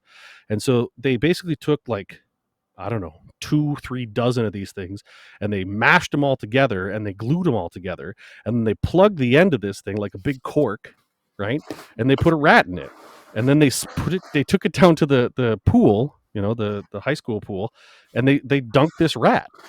And this thing lived for like 50 minutes, hour and a half, something like that. It was crazy. It totally worked. And obviously they were obviously monitoring it, and they were, I don't want to get peed on us or anything. Like the rat was never in any jeopardy. They were right there. They didn't walk away from the experiment. The whole thing was if the rat looks groggy or whatever, we're pulling him out immediately. But he lived. The experiment worked. It was actually really, really cool. It was one of the coolest things I'd ever heard of at that age. But my point is, they could have failed. They absolutely probably should have failed. Honestly, it's like a crazy idea, but they were given an opportunity at a young age to come up with an idea, test it, maybe fail, and then go from there. You know what I mean? Like, Yeah. I don't know. Okay. I just That's I just think beautiful. it's a cool story, man. It was a Okay. cool. So let's Maybe I bring didn't do it justice, but no, no, no. Very, very cool story, and the whole idea of how science and science experience are cool. And so let's bring this back to Bitcoin really quick. And what is okay, yeah, Bitcoin, and why I think it. This is one of the reasons why I love Bitcoin, because you said like you use math, and you do always use math, but when you really break down what Bitcoin is, one of the questions that I started to ask myself was, did Satoshi invent Bitcoin, or did Satoshi just discover Bitcoin? And I'm more on the side of that he discovered it, because really all it is a series of math equations going on. So a way I think about it is, in the universe, math just exists, right? So a circle is a circle. We discovered that circles exist. I don't know if this is going to make sense or not, but just like fire exists, all these things exist. And then there's inventions, like your friends invented this diving bell with the stuff in it, and so that's an invention. So there's inventions and there's discoveries, and more so than what Satoshi did in inventing Bitcoin, he just kind of put a bunch of different things that humans had discovered already, like, uh, geez, what's the word? Cryptography and all these other ways that, Cryptography. yeah, cryptography. Sorry. That's all right. I love Yeah, it. he used all these different math equations to make things work and how it gets distributed, and used an existing uh, computer system of networks that already existed. And he just kind of put it together in such a way that he's like, oh, this is a thing that exists. So I like to think that Bitcoin has always existed in the universe, and Satoshi just discovered it the same way that someday there was a day where somebody discovered fire. He didn't invent fire, in the same way that they discovered the wheel. And this is why I'm excited about life, is because I think it's the first time in the history of the universe and in all of civilization that we've actually found a way to transfer money between each other that is immutable and unchangeable and all these things. And that's why I'm excited. It's just one of the small reasons that I'm excited about Bitcoin, because it's like this awesome discovery that was found, and we're living in a time. It literally feels like most Bitcoiners you'll talk to, if they really have thought about it deeply, like one of the things I thought of too, is that it feels like we're living in a new age of Right. society. Like Yep. it feels like we have this new tool. It's this new tool, the same way when, I guess, the most recent one would be like the invention of the internet. Before that, the phone. Uh, and all these things go back that just change civilization as it is, all in together. And this is a really big one, because it affects all life will never be the same now because of Bitcoin. Because for the last 5,000 years we've traded gold, and before that they traded other things, but they never had a way to actually store the human energy in such a way that you can trade it. It's pretty Right. cool that Satoshi found it. Well, and Satoshi, I mean, and I go back to this all the time. I think he will be, and it's actually kind of sad that he's anonymous. Like It's I one of the get what, most and see, important parts. and no, it is. I was just about to say it's a super important part that he's anonymous, right? Because then he can't be attacked, he can't be targeted, right? Because people want to hate this. There are a lot of people that are going to, if they don't yet, they will. They'll want to hate this, Yeah. and he I so it actually it's amazing how we kind of keep spiraling around the same ideas here, and we didn't plan any of this. Like this is all spontaneous I talking, told you, but man. he he decided, and you have to wonder what was his upbringing, or their upbringing, or her upbringing, whatever. I could have been a Yeah. woman, I don't know, and it's like It is what was. said, just for clarification, it is said in all of his writings that he referred to himself as a he. So they've Oh, did he? broken Okay, it down okay. to he's So, likely. just total sidebar. I just want to let you know I have read the white paper It's cool, officially. right? The Yeah, abstract it's part at very the cool. beginning, you're just like, oh Yeah, shit, okay. and so that's kind of my point, is that he sat down and he said, here is an issue, here's a problem, I want to fix this, right? That kind of mentality has to be the kind of mentality you put into your children. Yeah, That's my point. yeah, You have to put the kind of idea of, I see a problem, how can I fix this, right? yeah, Or how can I at least move towards fixing it? Maybe you're not going to have a kid that's a Satoshi. Maybe they're just going to write an article about it to spark a Satoshi. You know what I'm saying? Like, exactly. But everybody has. You have to give your kids purpose. right. So, But it starts with that idea of, it's time to go to work. yeah. Get up. It's time to go to work. Satoshi didn't have to do any of this. He didn't have to create Bitcoin. He could have just sat on his hands and said, you know what, I'm a pretty smart guy. I'll get a job at MIT or wherever, and I'll make a lot of money, and that'll be it. Mm-hmm. He didn't do that. He Because he was. decided, Yeah. these are the problems I see. And by the way, Jeff, I'm going to say this on podcast. You were right. People really should read the white paper. They don't need, I'm going to maintain, they My don't need perfect to get record involved. remains. Guys, just so you know, we do have a direct message going on between ourselves, and I have yet to make a mistake so far. So that's good. Yeah. The Hey, point man, you is you should don't check out need it to get Bitcoin. involved. You don't need it to get involved in Bitcoin. But once you get involved in Bitcoin, go back and read it. It's God, I'm actually pretty fascinating so that somebody excited. sat down and they said, here's the issues that I see with our fiat currency. Here's how I would fix it. And then he set about to actually come up with cryptocurrency, And then he did right? it, man. And And I it, think if that's you go, what bothers me as an adjunct, right? As a leaping off point. This is what pisses me off about shitcoin so much. These guys didn't invent anything. They took a brilliant piece of philosophical, sociological. What's the word I'm looking for, man? morally right. Satoshi did so much more than just create cryptocurrency. Yes, I Okay, he know. he literally he he took so many problems and he tackled them all at once on so many levels, and he fixed it. It's absolutely fascinating when you start to think about the applications and what he was contending with and what he knew would come up. What I'm What going to say issues? this. Yeah.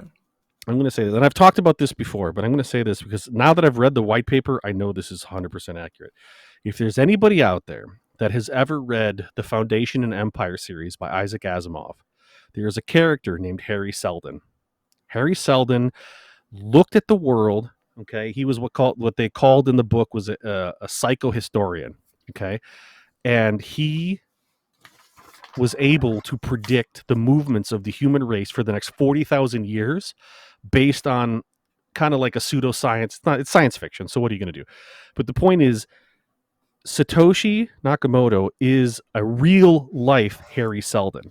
He took enormous ideas and concepts with large reaching, far and wide ranging problems, and he condensed it down into a bite-sized thing that actually does really kind of fix a lot of stuff. Mm-hmm. It's actually amazing. And so for all of these people that are out there creating the next crypto that people are going to quote unquote get rich off of, standing on the shoulders of a giant that we don't even know his real name, that's crazy to me. It's fury. It would be like somebody figuring out how to develop a new plane, right? But not even acknowledging the Wright brothers, and Okay. not even acknowledging, Isaac Newton. You know, like it's. Can I be Go excited ahead. for a second? Go ahead. So one of my favorite things that I've really noticed about Bitcoin and people coming into Bitcoin maximalism and all this shit is it really seems like it follows a very strict path, like almost to a T now. And with you and your funny little what's it called? A comparison, not a comparison.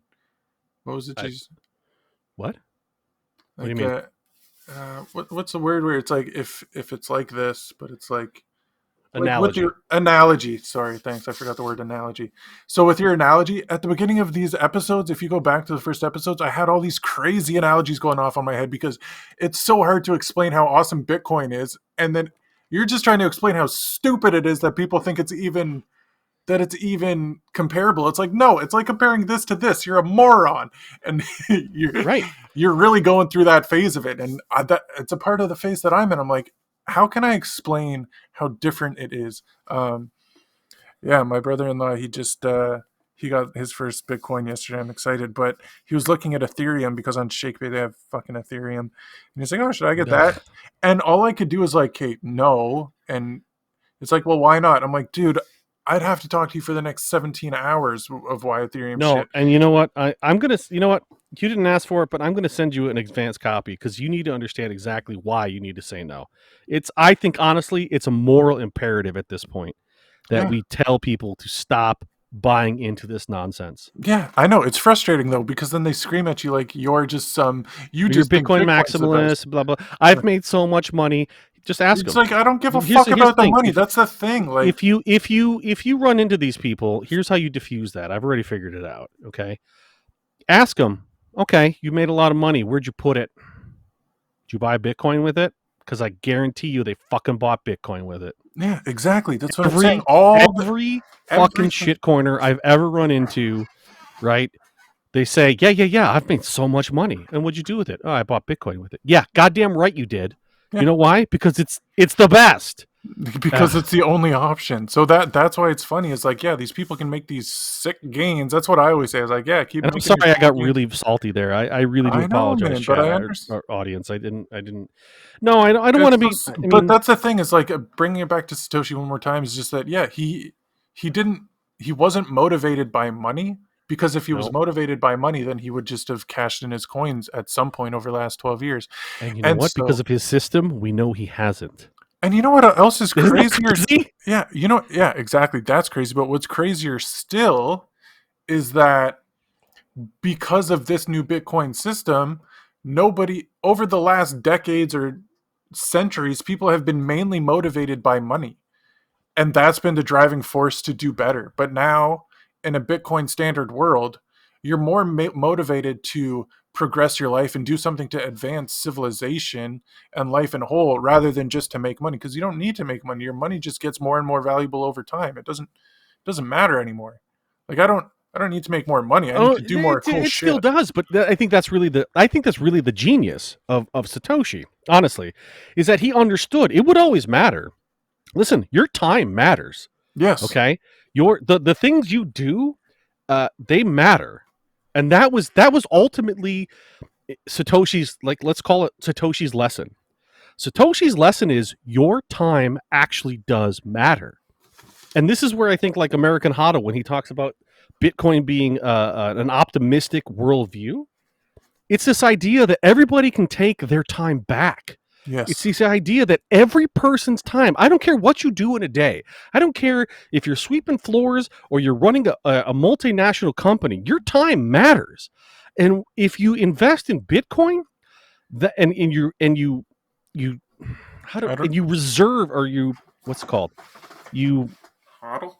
Is that I'm trying to figure out the best way to say this, right? I want to be eloquent in my okay? Say it speech. in a bad way, and then I'll fix it up for you. Right, you fix it. So the point is that if you value your time, then you put your time, you put your reward for time into Bitcoin, because that will maintain that value. Yes. Okay?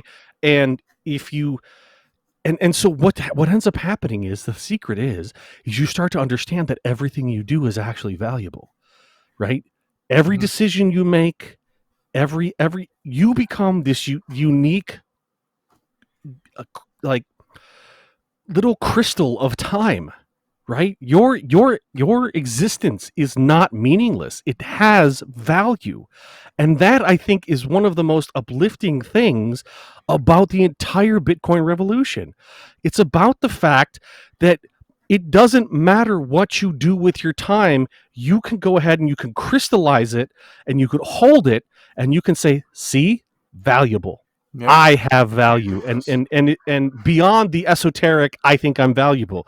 You can literally put it onto a ledger, or whatever, some sort of cold storage. You could say, this is my time, it's valuable, and you don't get to screw me out of it anymore. That's the Yep. other aspect of it. And I you get don't to need a pass it government on. screwing me out of my time and stealing my existence.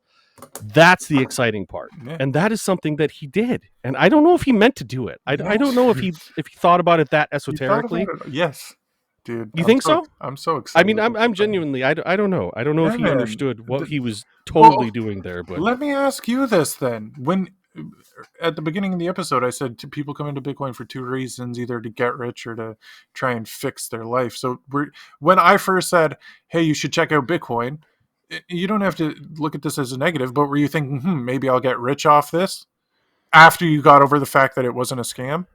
no. I mean, no. What brought me to it was that that Matrix moment Mhm. where I'm sitting down between the red pill and the blue pill, and I'm like, there is something wrong with everything. Yeah. There's this inherent wrongness in the universe. And my one of my favorite lines out of a movie is uh, Morpheus in that scene. He goes, like a splinter in your mind. You know, that line is such a brilliant line because it's one of those, you can see it, you can understand how irritating that would be and how it's a scratch you could never itch, but it's there. And for you to say, hey man, you know, listen, I'm not pushing this on you, but you need to really check it out. It really was that, just that little bit of a push where it was like, there is something wrong here. There is a, and I should probably just peek under the curtain a little bit, you know, like Yeah. it was, yeah, that was it. I never So really it's had, more I just still don't have curiosity. necessarily delusions of being, you know, maybe that's just me. Are you familiar with Dan Blitzerian? I am, but there was a video that came up on him. I didn't watch it. I was thinking about watching No, it. he's a waste of time as far as I'm concerned. He's everything wrong with fiat, honestly. He's the type Well, of that's what guy. it was. It was about his downfall. Yeah.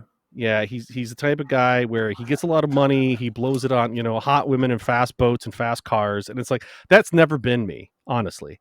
Like I've never, I I told the story about my buddy who made fun of me for having a shitty car. I don't I don't care. I You never just want have. big land, though. You I gotta just have want that big land, big baby. You land. know, and it's not even about the big land. It's about About the not. freedom that big land Yes, gives you. yes, there is something about that that really is important to me, and honestly to my kin. Like this is, I'm not gonna lie. There's a certain.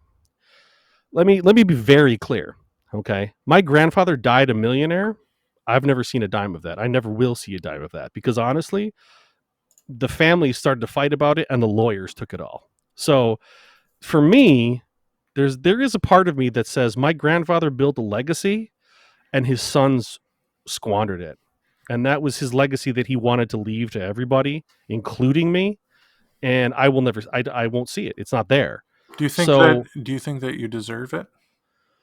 it's not about what I deserve, I know. I'm honestly. just curious. Well, I'll put it this way: what does deserve look like? Does deserve look like I would have preserved it and I would have honored it and I would have tried to carry on that spirit? Mhm. Absolutely, then I deserve it, right?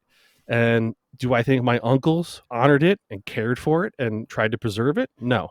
I think they got greedy and um they squandered it. They So how wasted it did within one generation. so how did your uncles fuck it up so bad, but you feel like you would have taken this is the sort of thing I try and think about because in a Bitcoin world, okay, at some point, me and you are going to pass the Bitcoin that we've gained on to our kids, and then they're going to pass it on to their kids, and then it'll be a few generations later, and these kids will have the purchasing power of absolute something me and you couldn't even think about. Exactly. And then are they gonna just blow it all away? And how much what Well, is your main goal? Your goal is to teach your kids to teach their kids to be good people and be hardworking people that do right. things rather than waste their lives doing nothing. And so many So people are all I just can wasting their do, life. I mean, I don't know what you're doing with your kid, right? But I know that since December, since I've started on the Bitcoin journey, my son absolutely is step for step with me in terms of read. I mean, he's 13 now. Um, every book I read, he's reading. That's awesome. Did You he know, read every Jekyll Island? Did you get him to read he Jekyll has Island? not read Jekyll Island yet, but fun story. Are you I got nervous to some. show it to him? No, not even a little bit, Okay. because honestly, Okay. he has nothing to do with it. Like he needs to understand it from a historical perspective. Mhm. He needs to understand where this country came from to understand where he is right now, so he can insulate himself against that. Here, you want That's to let me say one thing on go Jekyll ahead. Yeah. Island. But that's good. That's good that you want to show it to him. Now, you want to know what's annoying about life in general is that us two crazy maniacs talking on a podcast right now. So, like you said, everybody should read this book. So I sent it to my old boss, a friend of mine, and he's like, "Fuck, Jeff, I can't read this. This is like some QAnon, Alex Jones, Infowars type shit." And I'm like, "Oh, so now he thinks I'm some crazy dude." And it's like, no, man. Like it's so frustrating to try and explain to people like you can't how do you know what I mean? There will be people you cannot reach. You Yeah, know, I I think mean, that's what it is. and that's and again, I don't want to. I'm gonna use my Christian background for a second. Okay, there's a passage in the Bible where it says, you know, those who cannot, or those without ears cannot hear, those without eyes cannot see, right? And the long and the short of that is there are just some people who will not learn. It doesn't matter what you show them. It doesn't matter the truths you try to bring to them. Their minds are closed.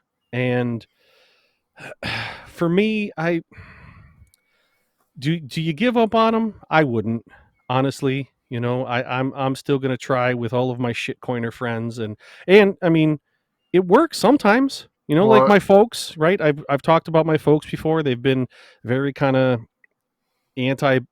Well, they've been distracted, for lack of a better term, with my brother and stuff. yeah. And it's like, today I had a really good conversation with my dad, and he's like, "Hey, send me info on this." I'm like, "Well, uh, I don't know. I don't. Where where Where do I do I even start? start? Where do I start?" It's Right. crazy. Yeah, So yeah. I mean, I sent him the Bitcoin white paper, and I said, Ooh, that's an interesting starting point. Okay.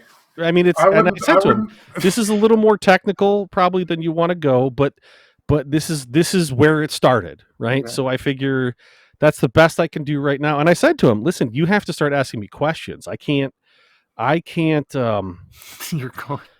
I This is can't begin to just go, because we'll be here for days. so, dude. Days. Yeah, that's what happened to me when I first started. Like, you're going through all the same phases that I went through. Because when I started learning it all, I'm like, oh, I need to tell everybody. And I went back when I was on Twitch. I turned on Twitch. I was like, I'm just gonna have a show where I talk about Bitcoin.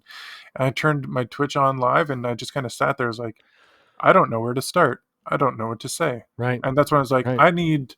I need questions so that I can answer them. What are the Right. questions?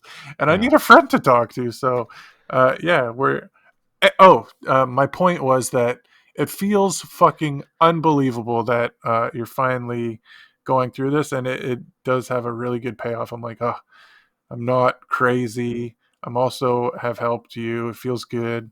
But again, I still say that I think you taught yourself. Like, I didn't really teach you anything. I said a lot of shit that Hmm. you didn't agree with for the most part. Like, you No, I fought would me agree tooth with and nail that, for a but long I time, and then mean, our eventually, by the way, again, audience, this is just two guys talking, and you have to understand that part of this conversation has happened multiple times in different places. And to that, I would say, Jeff, you, this just goes back to my recent point, which is you can't give up, because you do have influence, you do have a stake in this, right? but Like, then so or not a how do stake, but yeah. um, you have an influence, So how do right? you know who to? Because you're You like don't. there's certain people that you'll just never get through to, and there's certain people that you can't give up on. And I you know think it what? comes down to the For people you those care people, about.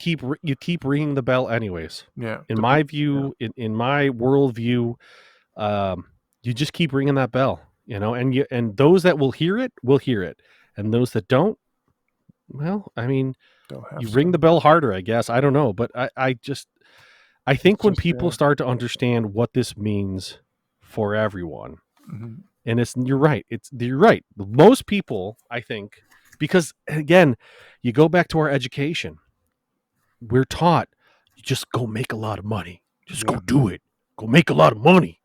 And so their first thought is, how can this make me a lot of money?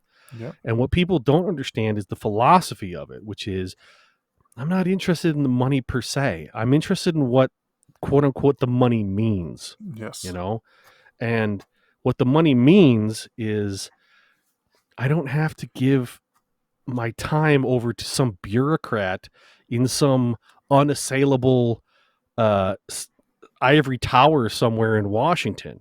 It means that the value that I place on my time will either be right or it will be wrong, but it will still be my assessment. It won't be anybody else's, yeah. you know? Just like when Like, you're either publishing. people are going to pay me for my time and they're going to pay me in Bitcoin, or they won't.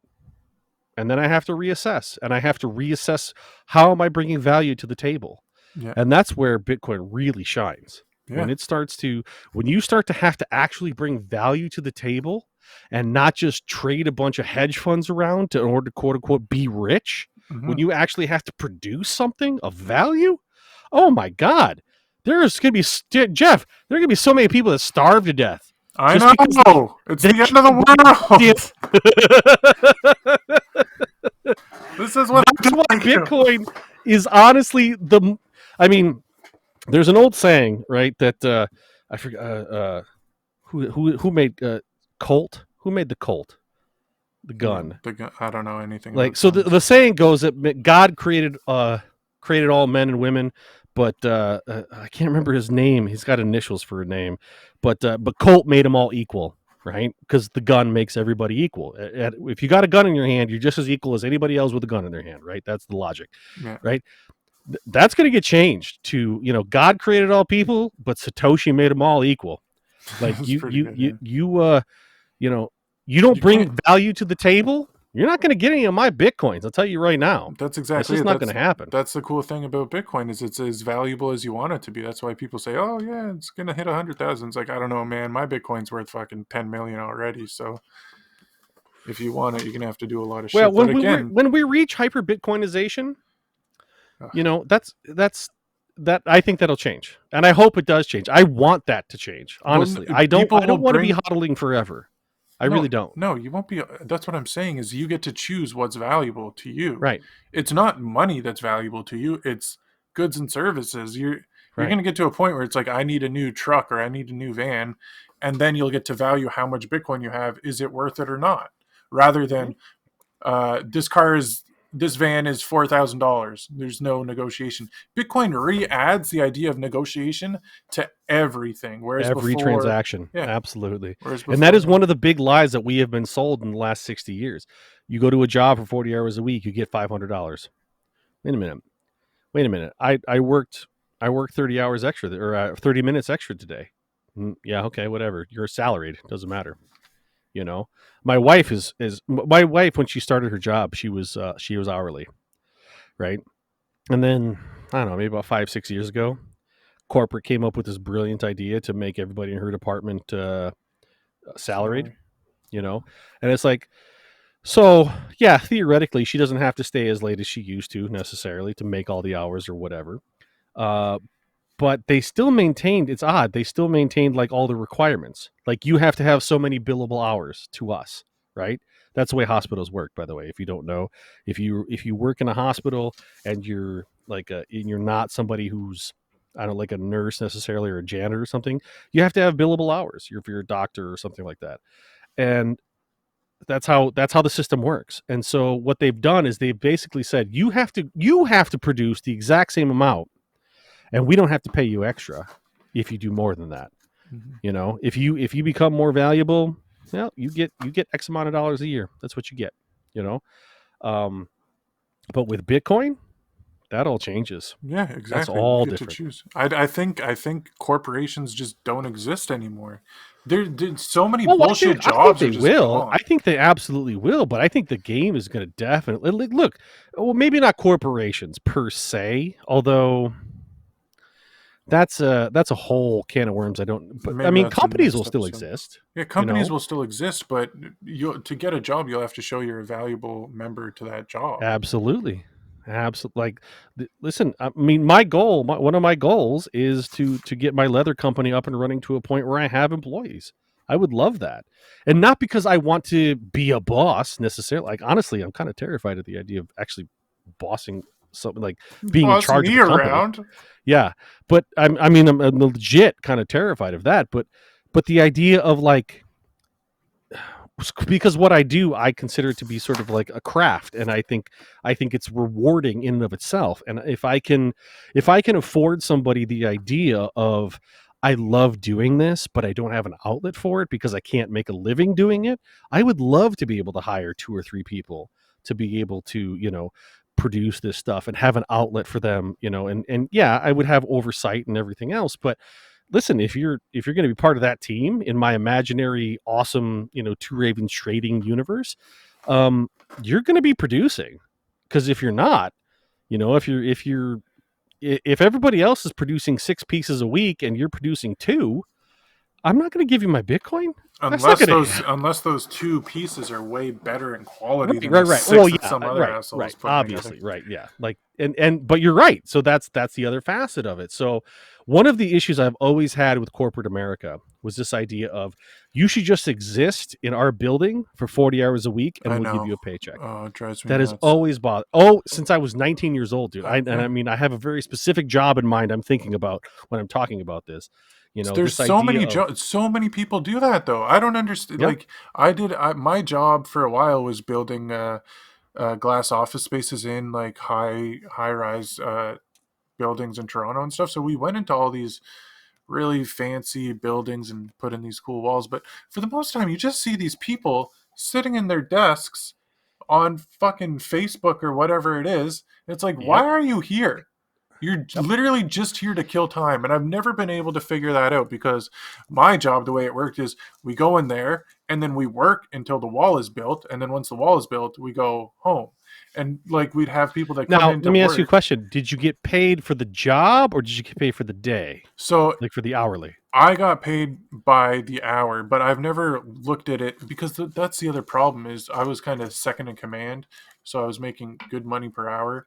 But there's guys that go in to get paid by the hour and then they're more motivated to just work slower, and Exactly. it's such a weird, it's like, what, why? And so I just didn't have that mentality. I always had the mentality, I'm going to get the money. It doesn't matter if it takes me 10 minutes to put this together or 2 minutes. I'm going to do it in 2 minutes because I just want to get the next thing done and I want to get home, and but I also want to Yeah, do a but good think job. about But some this. people are Think about literally this. just killing time. Think about this. Think about the fact that if let's say the boss came to you on your construction job, every job, and he said, "Here's the deal. Here's what you're going to get paid for this job. Okay, we're going to like for me, I wasn't doing high rise stuff. I was doing residential kind of construction, right? So we're going to put a second story on this house. Okay, this second story house, as far as your output, is $5,000. Doesn't matter how long this takes, you're going to get $5,000, right? Now, what am I going to do? Am I gonna slow roll that and turn it into a 5 month job, or am I gonna bust my ass and finish that in 2 months, and Mm-hmm. then sit around and you know what I'm saying? Or get a new Like, job. So here's my issue with that is that that also motivates people to cut corners and do a shittier job. So it's somewhere in the middle there. well, but that's what a boss should do. That's what the boss should be doing, is making sure that final product is worth the value, Yes. right? I mean, I see what you're saying. You're right, and that is a problem. And there are way too many construction guys that do cut way too many corners. I agree with that. But I mean, So I my I yeah. yeah, go ahead. Well, my main point is that whatever job you do, listener that's listening to this, the key thing that I found that works is to do something that you really enjoy doing so that you're not the one focus that you have is the quality. That's it. It doesn't matter how long it takes, and it doesn't matter how quickly you get. I guess that's the same thing. But it doesn't matter how long it takes, whether it's too fast or too slow. All you care about is doing a good job and doing it well. And so many people are motivated either to work slowly or work quickly. Nobody gives a fuck whether the job gets done properly, and that's what's happened to that's why everything's getting shittier around us. Like the predicted productivity goes up, quality goes down, and that's another thing that Bitcoin fixes, baby, because people are going to start making quality stuff. So I'm It's excited. true. I'm excited about that. Yep. I don't All know, right. man. Don't say anything for a few minutes. Hold on. I gotta pause this. I really gotta go pee, and then we'll finish the show. Okay. All right. Okay. So, man, we that was like that was just you and me tangenting for a good long period of time there. And you know what? I feel better. Do you feel better? I feel better. That was my dreams for the podcast. I'm like, I bet if I got to talk to Doug, we could just talk about shit for a while, and I might feel better. And Yeah, that's good. That's that's that. cool. I kind of figured you might, like, And you know what's insider nice is baseball that listener. Like he started off, he was really low energy. He was a sad Jeff. because the But world is ending. It's the the end of the world world. is not It's so world's not bad, ending. man. It's just gonna change, man. It's gonna Yeah. change for the better. It's gonna be Change good. gonna come. Yeah, that's right. That's right. So let's Let's you talk know what about how might the also old world used to be. yeah, you know what might make us both feel better? Dunking on a bit no coiner. Whoops. All right. All right. So I'm gonna go ahead and through the magic of editing, I'm gonna put this edit in here. Oh, But hold on, let me see if I can. Do you have that tweet? was it a tweet? Well, Yeah. Yeah. Click on that link there. I hate the Bitcoin success. That one. Mm-hmm. Oh shit! All I right. So clicked you on and the I will wrong listen thing. to it together here. Okay. I'll start it when you start it. You count it down. Okay. 10. I mean, start at 3. Start at 3 like a person does. Okay. 3, 2, 1, go. Well, those who know me well are just waving the red flag of the bull. Of course, I hate the Bitcoin success. And I don't welcome a currency that's so useful to kidnappers and extortionists and so forth, nor do I like just shuffling out a few extra billions and billions and billions of dollars to somebody who just invented a new financial product out of thin air. So I think I should say modestly that I think the whole damn development is disgusting and contrary to the interests of civilization. And I'll leave the criticism to others. I'm all right on that one. Okay. God, he's such a moron, man. Speak up. Your mic's not catching you, dude. Can you hear me? Yeah. Would you got like very to loud. start on this, or should I? Hey, stop tapping. Oh, whoops, missed that one. Yeah, okay, you go. Tell me how you feel. Let's start off with Waldorf and Statler here. And if you guys don't know that, you're not old enough, and you guys should probably not be listening to this Bitcoin, Why Bitcoin podcast. Look up Waldorf and Statler, and you'll understand exactly what I'm talking about. These two are the main guys for Berkshire Hathaway. Berkshire Hathaway. Berkshire, yeah. Yeah, and the guy that mostly is talking, his name is Charles Munger, and if you've ever seen a turtle dead on the side of the road, that's what he looks like. So that's just a base there.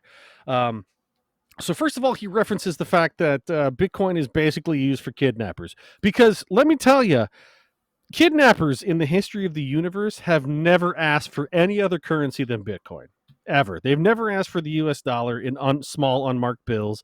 They've never asked for bolivars or anything. Nope, it's only been Bitcoin. All right, you retard. Number 2 talks about how billions and billions are being created out of thin air. Are you kidding me? Billions and billions out of thin air literally describes the Federal Reserve for the last 100 years. You dirty, coke drinking, diabetes peddling piece of human debris. You are seriously, you demented old monkey. What is wrong with you? Honestly. Ugh. The reason that these two gentlemen have a problem with Bitcoin is because they didn't invent it. And by the way, let me just say, I'm going to say this and no one's going to like it. I don't care. I'm going to say it anyways. Every ETH trader, every shitcoin trader, you guys are literally these two guys right here. That's what you are. You are dinosaur fossils trading on the ignorance of people who don't know any better. That's what you are. Okay? That's what these guys have done. And honestly, if we talk to, like, if you guys ever look at Heartland Bitcoin, you'll understand that, like, if you look at his Twitter feed, these guys aren't even good at what they do. They just happen to be older than fucking dirt, and they bought stock that happened to go up over the last 90 years. That's why they're wealthy, okay? Both of these fucking dinosaurs bought Coke when it was like 23 cents a share, okay? That's why they haven't outperformed the market in apparently like the last 20 years. Mm-hmm. They're garbage. They're absolute garbage. Don't even bother listening to them. But we bring them on to this show so that we can, I don't know, I just need to like be more cathartic because there are so many people that hate it. Long story short, I'm sorry, I'm tangenting here. They don't like Bitcoin because they didn't invent it and they can't control it. That's what it comes down to. But seriously, these are the same. He's going to talk about how Bitcoin is not good for the human race or whatever the hell he said. They literally shield Coke, okay? You ever taken Coke and put a penny in it? It fucking cleans a penny, a dirty penny. You ever put meat into like a cup of Coke? It's disgusting what happens, okay? Do it. Coke is awful for you. Don't drink it. I don't give a shit. Fuck Coke. It's not good for you. It's full of sugar. If you ever read about what it actually does to your body in terms of like your heart rate and your metabolism and everything else, it's literally bad for you. Every single can is bad for you. You shouldn't fucking drink it. And these two assholes made their millions essentially. Fucking Warren Buffett is drinking a Coke on this video. You can watch him taking a sip from it. It's pathetic. I hate them. They are the old guard that needs to go away. They're everything that Satoshi was trying to fix with the world in two people right there. Why anybody's still listening to these fucking fossils just drives me insane. I fucking hate them, and I would pimp slap either one. Well, no, I wouldn't, because honestly, it'd probably be considered murder when I kill one of them. So fuck it. I hope they. I'm not going to say anything else. I've already crossed too many lines. I wish them nothing but the best in the most Christian of ways.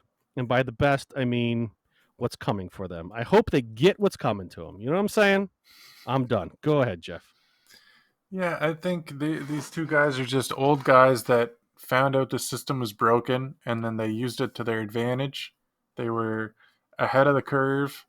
And it's really confuses me, people like this, because they should want to learn about it. Like, I don't understand how they can. What do you do with your time? They don't need any more money. They should be learning about shit. Like, if I ever make it to that old, I'm gonna hope that I'm still learning about things. Like, what do they gain by discounting Bitcoin? They haven't done any research. All they have to do is listen to one episode of Why Bitcoin, and they'd be more they'd be more intrigued. But it's just listeners, like, if you guys could get either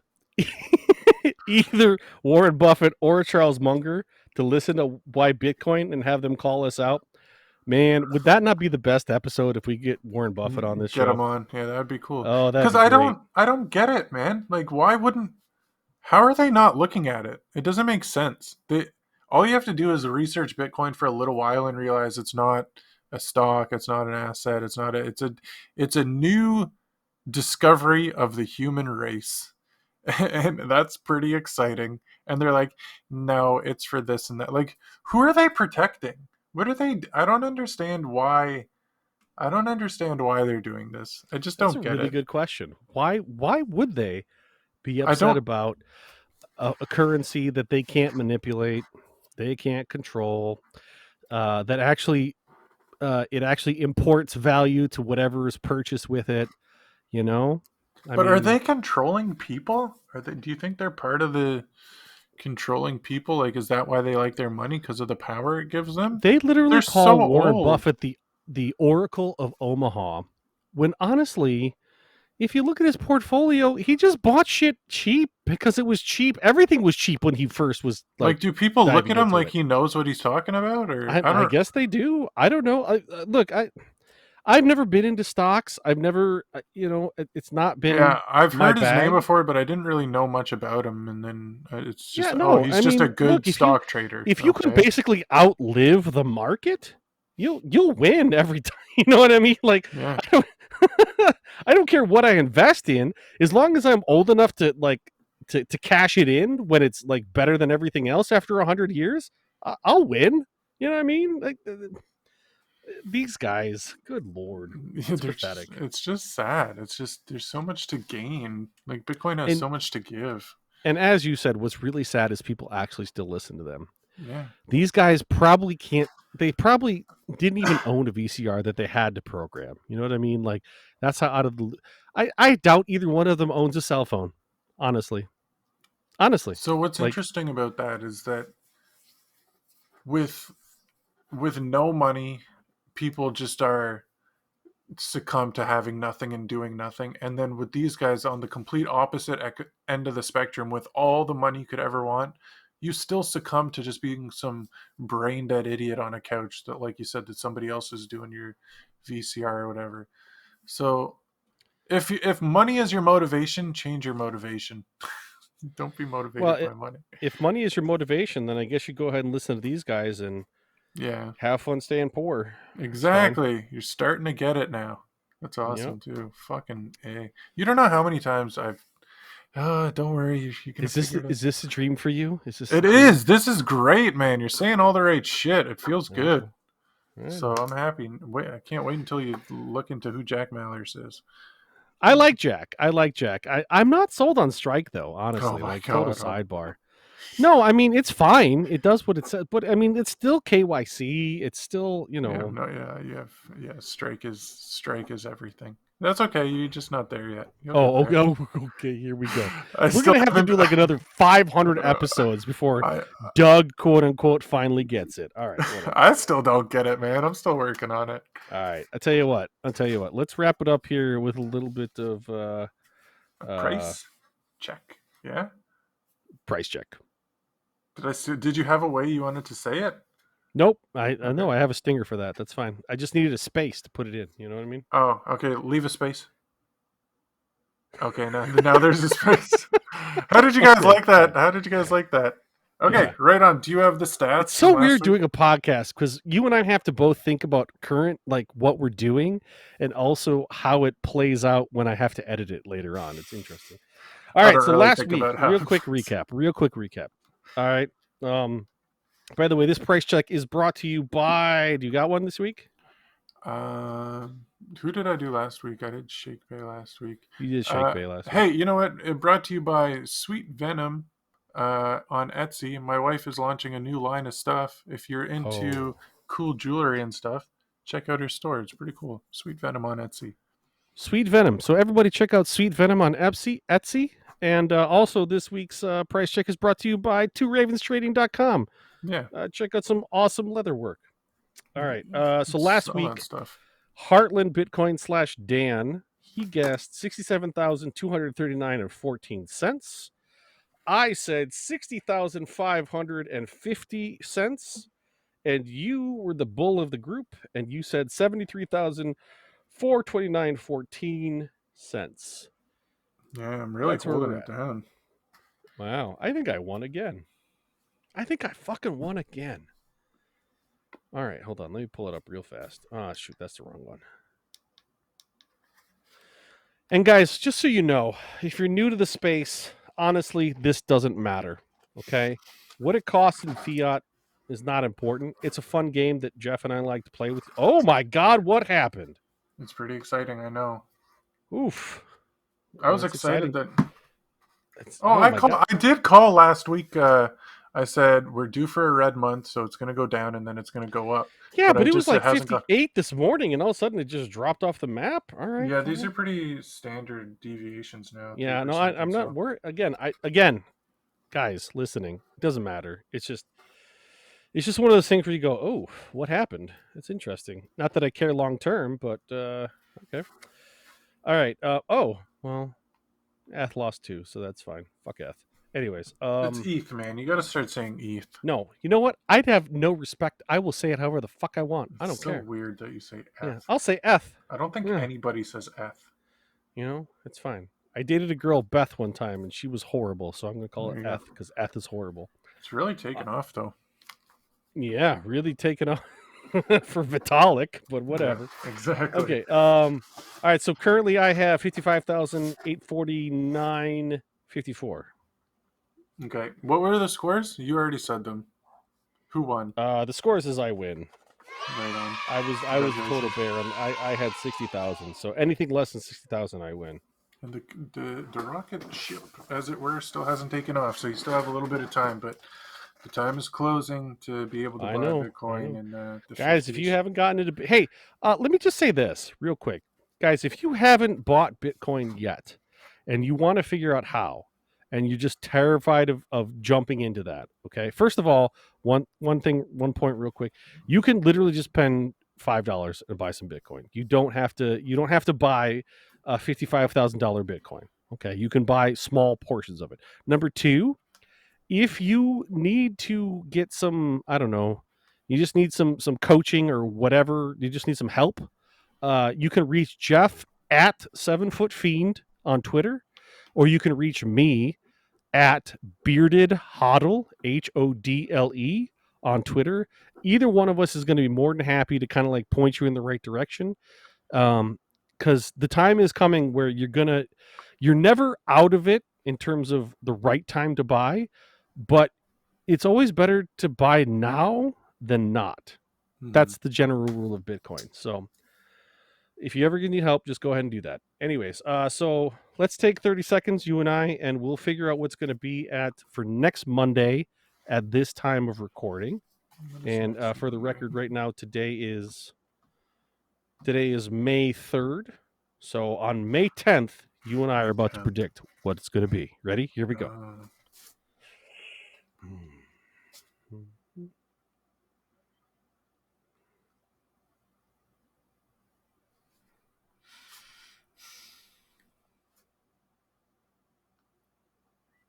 Okay. I am ready, sir. And as the winner of last week, and that, by the way, I think that puts me at like 5-1. Just saying. You're crushing it. Yeah, I think I mean, life is not a competition except when it is. So I just keep thinking too. I really had it in my brain that this thing was just going to start screaming up, and it just it hasn't. So there's a lot of good reasons to think that, but I just feel like there's going to be a lag. There's going to be a lag. So what do you got? You go first. I will defer to you first, my friend. 69,550. 69,550, and any change on that or no?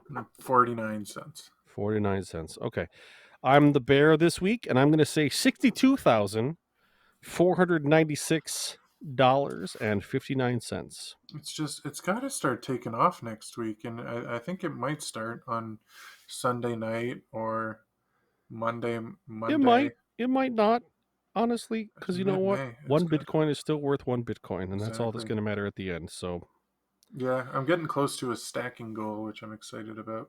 Nice. Do you want to share that or? No, I don't own any Bitcoin. That's fair.